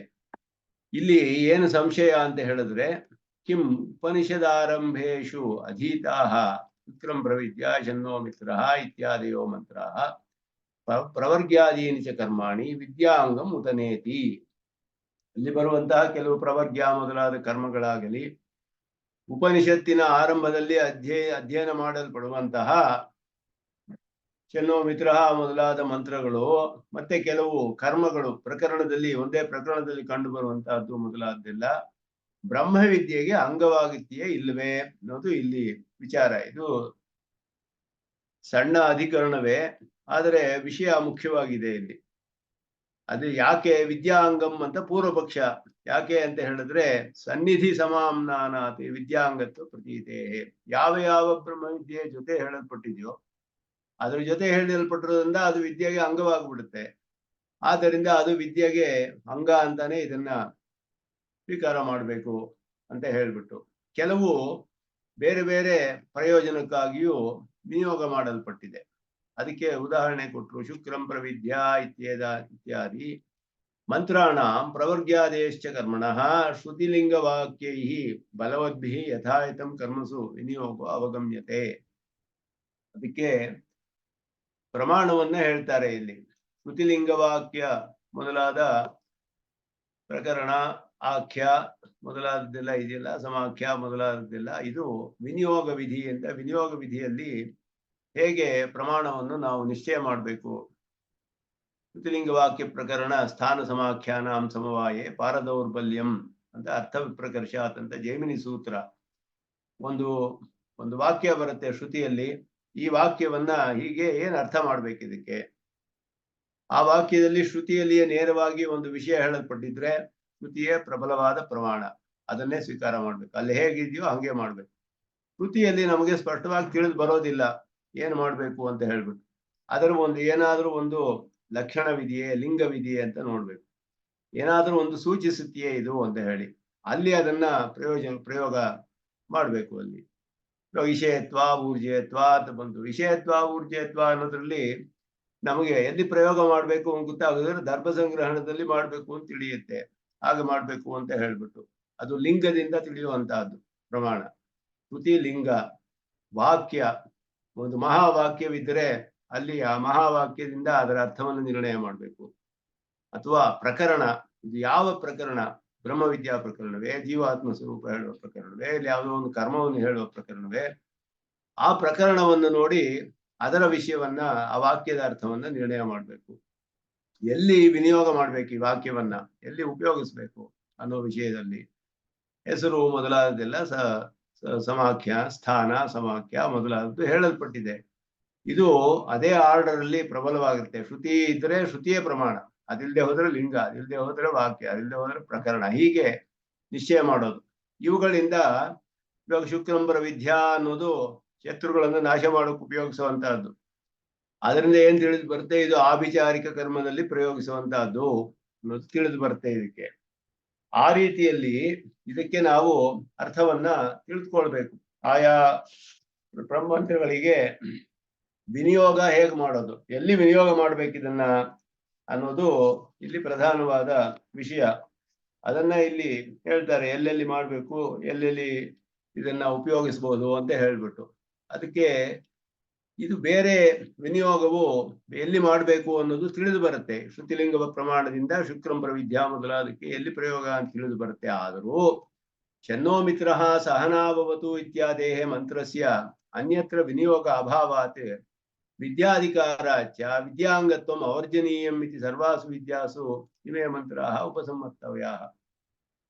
ಇಲ್ಲಿ ಹೇಳಿದ್ರು ಶುಕ್ರಂ ಪ್ರವಿದ್ಯಾ ಅನ್ನೋದು ಸ್ಪಷ್ಟವಾಗಿ ತಿಳಿದು ಬಿಡ್ತು. ಪ್ರವಜ್ಞಾ ಅನ್ನೋದು ಬೇರೆ ಕರ್ಮ, ಅದು ಬ್ರಹ್ಮವಿದ್ಯೆ ಅಲ್ಲ, ಅದಕ್ಕೆ ಅಂಗವಲ್ಲ.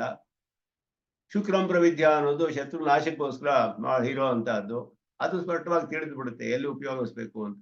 ಆದರೆ ಶನೋ ಮಿತ್ರ ಸಹನಾಭವತು, ಎಲ್ಲಿಯೂ ಅದಕ್ಕೆ ವಿನಿಯೋಗ ತಿಳಿದು ಬಂದಿಲ್ಲ, ಎಲ್ಲಿಯೂ ಹೇಳಿ ಬಂದಿಲ್ಲ. ಎಲ್ಲಿ ಉಪಯೋಗಿಸ್ಬೇಕು ಈ ಮಂತ್ರವನ್ನ ಎಲ್ಲಿಯೂ ಹೇಳಿಲ್ಲ. ಹೇಳಿಲ್ಲದೆ ಇರೋದ್ರಿಂದ ಅದು ಯಾವ ಪ್ರಕರಣದಲ್ಲಿದೆಯೋ ಅಲ್ಲಿರೋ ಬ್ರಹ್ಮವಿದ್ಯೆಗೆ ಇದು ಅಂಗವಾಗಿ ಉಪಯೋಗಿಸ್ಬೇಕಾಗತ್ತೆ. ಯಾಕೆಂದ್ರೆ ಇದವ್ರ ಉಪಯೋಗವೇ ಇರೋದಿಲ್ಲ ಆ ಮಂತ್ರಕ್ಕೆ. ಸಹನಾಭವತು ಅನ್ನೋ ಮಂತ್ರ ಎಲ್ಲಿ ಉಪಯೋಗಿಸ್ಬೇಕು, ಯಾವ ಕರ್ಮದಲ್ಲಿ, ಎಲ್ಲಿ ಏನು ಹೇಳಿಲ್ಲ. ಅಲ್ಲಿ ನಮಗೆ ಆ ಮಂತ್ರದಿಂದ ತಿಳಿದು ಬರೋದಿಲ್ಲ ಅಲ್ಲಿ. ಆದ್ದರಿಂದ ಯಾವ ಪ್ರಕರಣದಲ್ಲಿದೆ ಅದು ಬ್ರಹ್ಮವಿದ್ಯಾ ಪ್ರಕರಣದಲ್ಲಿದ್ರೆ ಅದಕ್ಕೆ ಅಂಗವಾಗಿಯೇ ಉಪಯೋಗಿಸ್ಬೇಕು ಅನ್ನೋದು ಪೂರ್ವ ಪಕ್ಷ. ಮಂತ್ರಸ್ಯ ಅನ್ಯತ್ರ ವಿನಿಯೋಗ ಅಭಾವಾತ್, ಬೇರೆ ಎಲ್ಲಿಯೂ ವಿನಿಯೋಗ ಹೇಳಲ್ಪಟ್ಟಿಲ್ಲ. ವಿದ್ಯಾಧಿಕಾರಾಚ, ವಿದ್ಯಾ ಅಧಿಕಾರ ಇರೋದ್ರಿಂದ ವಿದ್ಯಾಧಿಕಾರಾತ್, ವಿದ್ಯೆಗೆ ಅಧಿಕಾರವಿರೋದ್ರಿಂದಲೂ ಕೂಡ ಅದರಲ್ಲಿ ಆ ಪ್ರಕರಣದಲ್ಲಿ ಇದೆ, ಅದು ಅದೇ ಅಧಿಕಾರದಲ್ಲಿ ಇದೆ. ಆದ್ದರಿಂದ ವಿದ್ಯಾಂಗತ್ವಂ ಅವರ್ಜನೀಯಂ ಇತಿ ಸರ್ವಾಸು ವಿದ್ಯಾಸು ಮೇ ಮಂತ್ರ. ಎಲ್ಲ ವಿದ್ಯೆಗಳಲ್ಲೂ ಇದನ್ನ ಉಪಸಂಹಾರ ಮಾಡ್ಕೊಳ್ಬೇಕು ಅಂತ ಪೂರ್ವ ಪಕ್ಷ. ಅದಕ್ಕೆ ಅವ್ರು ಹೇಳಿದ್ರು ಹಾಗಲ್ಲ, ಇದು ಬ್ರಹ್ಮವಿದ್ಯೆಗೆ ಅಂಗವೇ ಅಲ್ಲ ಅಂತ ನಿಶ್ಚಯ ಮಾಡ್ತಾರೆ. ಸಿದ್ಧಾಂತ ಏನು ಅಂದ್ರೆ ಈ ಮಂತ್ರಗಳು ಯಾವುದು ಬ್ರಹ್ಮವಿದ್ಯೆಗೆ ಅಂಗವಲ್ಲ. ಶನ್ನೋ ಮಿತ್ರ ಸಹನಾಭವತು ಇದೆಲ್ಲ ಅಧ್ಯಯನಕ್ಕೆ ಅಂಗ, ಇದು ಬ್ರಹ್ಮವಿದ್ಯೆಗೆ ಅಂಗವಲ್ಲ, ಉಪಾಸನೆಗೆ ಅಂಗವಲ್ಲ, ಇದು ವೇದಾಧ್ಯಯನಕ್ಕೆ ಅಂಗ ಅಂತ ನಿಶ್ಚಯ ಮಾಡ್ತಾರೆ. ಇದು ಒಂದು ಮುಖ್ಯವಾದ ವಿಷಯ ಇಲ್ಲಿ. ಅದನ್ನ ಹೇಳ್ತಾರೆ ಹೇಗೆ ನಿಶ್ಚಯ ಮಾಡೋದು ಅದಕ್ಕೆ ಅನ್ನೋದನ್ನ ಸ್ವಲ್ಪ ವಿವರಿಸ್ತಾರೆ ಇಲ್ಲಿ. ಈ ಮಂತ್ರಗಳಿಗೆ ವಿನಿಯೋಗ ಎಲ್ಲಿ, ಸಹನಾಭವತು ವಿನಿಯೋಗವೇ ಹೇಳಿದ್ವಲ್ಲ ಎಲ್ಲಿಯೂ ಅಂತ ಹೇಳಿದ್ರೆ ವೇದಾಧ್ಯಯನಕ್ಕೆ ಅಂಗವಾಗಿ ಇದನ್ನು ಉಪಯೋಗಿಸ್ಬೇಕು ಅನ್ನೋದನ್ನ ಅದನ್ನ ಇಲ್ಲಿ ವಿಚಾರ ಮಾಡ್ತಾರೆ. ಬ್ರಹ್ಮವಿದ್ಯೆಗೆ ಅಂಗವಲ್ಲ ಇದು ಅಂತ. ಯಾಕೆ ಅಂತ ಹೇಳಿದ್ರೆ ಲಿಂಗ ಅನ್ನುವ ಪ್ರಮಾಣವನ್ನೇ ತೋರಿಸ್ತಾರೆ ಇಲ್ಲಿ. ಕೃತಮವಾದಿಶಂ ಸತ್ಯಮವಾದಿಶಂ ಕೃತಂ ವದಿಷ್ಯಾಮಿ ಸತ್ಯಂ ವದಿಷ್ಯಾಮಿ ತೇಜಸ್ವಿನೌ ಅಧೀತಮಸ್ತು ನಾ ವಿದ್ವಿಷಾವಹೈ, ಇದೆಲ್ಲ ಏನ್ ಹೇಳುತ್ತೆ, ಇದು ಅಧ್ಯಯನ ವಿಷಯವನ್ನು ತಿಳಿಸುತ್ತೆ. ಇತ್ಯಾದಿಭಿ ಲಿಂಗೈಹಿ ಅಭಿಚಾರ ಅಧ್ಯಯನಾದಿಷು ಯಶಾಂ ವಿನಿಯೋಗ ಅವಗಮಾತ್ ನ ವಿದ್ಯಾಂಗಂ ವೇದಾಧಿ ಅರ್ಥವೇದ ಶುಕ್ರಂ ಪ್ರವಿದ್ಯಾ ಹೃದಯಂ ಪ್ರವಿದ್ಯಾ ಅನ್ನೋದು ಅಭಿಚಾರ ಕರ್ಮದಲ್ಲಿ ಕಟ್ಟುವಾಗಿ ತಿಳಿಯುತ್ತೆ. ಶತ್ರುವನ್ನು ನಾಶ ಮಾಡುವ, ಅವನ ಹೃದಯವನ್ನು ಸೀಳು ಅಂತ ಅರ್ಥ ಅದಕ್ಕೆ. ಅದು ಹೇಳಿ ಆ ಮಂತ್ರವನ್ನ ಒಂದು ಅಭಿಚಾರ ಕರ್ಮದಲ್ಲಿ ಹೇಳಲ್ಪಟ್ಟಿದೆ. ಯಾರು ಶತ್ರುಗಳು ನಮಗೆ ಸೇರದೆ ಇರೋರು, ಬೇಡದೆ ಇರೋರನ್ನ ನಾಶ ಮಾಡೋಕ್ಕೆ ಉಪಯೋಗಿಸುವಂತಹ, ಹಿಂಸೆ ಮಾಡುವಂತಹ ಕರ್ಮಗಳು ಅಭಿಚಾರ ಕರ್ಮಗಳು, ಅದರಲ್ಲಿ ಸ್ಪಷ್ಟವಾಗಿ ತಿಳಿಯುತ್ತೆ. ಅದೇ ರೀತಿ ಋತಂ ವದಿಷ್ಯಾಮಿ ಸತ್ಯಂ ವದಿಷ್ಯಾಮಿ ಧಾನಾವತು ತೇಜಸ್ವಿನಾವಧೀತಮಸ್ತು, ಇದೆಲ್ಲ ಇದರಿಂದ ನಮಗೇನ್ ತಿಳಿಯುತ್ತೆ ಅಂದ್ರೆ ವಿನಿಯೋಗ ತಿಳಿಯುತ್ತೆ, ಎಲ್ಲಿ ಉಪಯೋಗಿಸ್ಬೇಕು ಅಂತ. ಅಧ್ಯಯನದಲ್ಲಿ ಉಪಯೋಗಿಸೋದು. ಇನ್ನೊಬ್ಬರೊಡನೆ ಅಧ್ಯಯನ ಮಾಡುವಾಗ ಆಚಾರ್ಯರಿಗೂ ನಮಗೂ ನಮ್ಮ ಸಹಪಾಠಿಗಳಿಗೂ ಮೊದಲಾದವರಿಗೆ ಅದೆಲ್ಲ ಪ್ರಾರ್ಥನೆಗಳು ಇರೋದಿಲ್ಲ. ತೇಜಸ್ವಿನವು ಅಧೀತಮಸ್ತು ಮಾ ವಿದ್ವಿಷಾವಹೈ ಇದೆಲ್ಲ ಹೇಳಿರೋದು. ಉತ್ತಮ ವದಿಷ್ಯಾಮಿ ಇದೆಲ್ಲ ಅಧ್ಯಯನಕ್ಕೆ ಅಂಗ ಅನ್ನೋದು ಲಿಂಗ, ಅದರ ಅರ್ಥದಿಂದ ನಮಗೆ ತಿಳಿದು ಬರುತ್ತೆ. ಆದ್ದರಿಂದ ಇದರಲ್ಲಿ ಇದು ಬ್ರಹ್ಮವಿದ್ಯೆಗೆ ಅಂಗವಲ್ಲ, ಇದು ಅಧ್ಯಯನಕ್ಕೆ ಅಂಗ ಅನ್ನೋದನ್ನ ನಿಶ್ಚಯ ಮಾಡ್ತಾರೆ. ಅದನ್ನ ಸ್ವಲ್ಪ ಭಾಗವಿದೆ, ಅದನ್ನ ಮುಂದಿನ ಕ್ಲಾಸ್ನಲ್ಲಿ ನೋಡೋಣ. ಇದರಲ್ಲಿ ಕೆಲವು ಸುದರ್ಶನ ಸೂರಿಗಳು ಕೆಲವು ವಿಷಯವನ್ನು ಕೂಡ ತಿಳಿಸ್ತಾರೆ. ಅದನ್ನ ಮುಂದಿನ ಭಾಗದಲ್ಲಿ ಮುಂದಿನ ಕ್ಲಾಸ್ನಲ್ಲಿ ವಿಚಾರ ಮಾಡೋಣ ಅಂತ ಹೇಳಿ. ಸಿದ್ಧಾಂತ ಏನಂದ್ರೆ ಇದು ಅಧ್ಯಯನಕ್ಕೆ ಅಂಗವೇ ಹೊರತು ಬ್ರಹ್ಮವಿದ್ಯೆಗೆ ಅಂಗವಲ್ಲ, ಈ ಶಾಂತಿ ಮತಗಳು ಸಿದ್ಧಾಂತ. ಅದು ಒಂದು ಪ್ರಧಾನವಾದ ವಿಷಯವನ್ನ ಇನ್ನು ಸಣ್ಣ ಅಧಿಕರಣದಲ್ಲಿ ಸೂತ್ರಕಾರರು ನಿಶ್ಚಯ ಮಾಡ್ತಾರೆ. ಹೀಗೆಲ್ಲ ನಮಸ್ಕಾರ ತಿಳಿಸಿ ಇಲ್ಲಿಗೆ ನಿಲ್ಲಿಸ್ಕೊಳ್ತೀನಿ. ಯೋ ನಿತ್ಯಮಚ್ಯುತ ಪದಾಂಬುಜಯುಗ್ಮರುಕ್ಮವ್ಯಾಮೋಹತಃ ತರಿತರಾಣಿತ್ನಾಯ ಮೇನೆ अस्मद्गुरोर्भगवतोऽस्य सिन्धो रामानुजस्य चरणं प्रपद्ये। ओम शन्नो मित्रशं वरुणः शन्नो भवत्वर्यमा शन्न इन्द्रो बृहस्पतिः शन्नो विष्णुरुक्रमः नमो ब्रह्मणे नमस्ते वाय। त्वमेव प्रत्यक्षं ब्रह्मासि त्वमेव प्रत्यक्षं ब्रह्म वदिष्यामि। ब्रह्मावादिशं तमवादिशं सत्यमवादिशं तन्मामावीत् तद्वक्तारमावीत् अवीत् वक्तारम्। ओम शांति शांति शांति।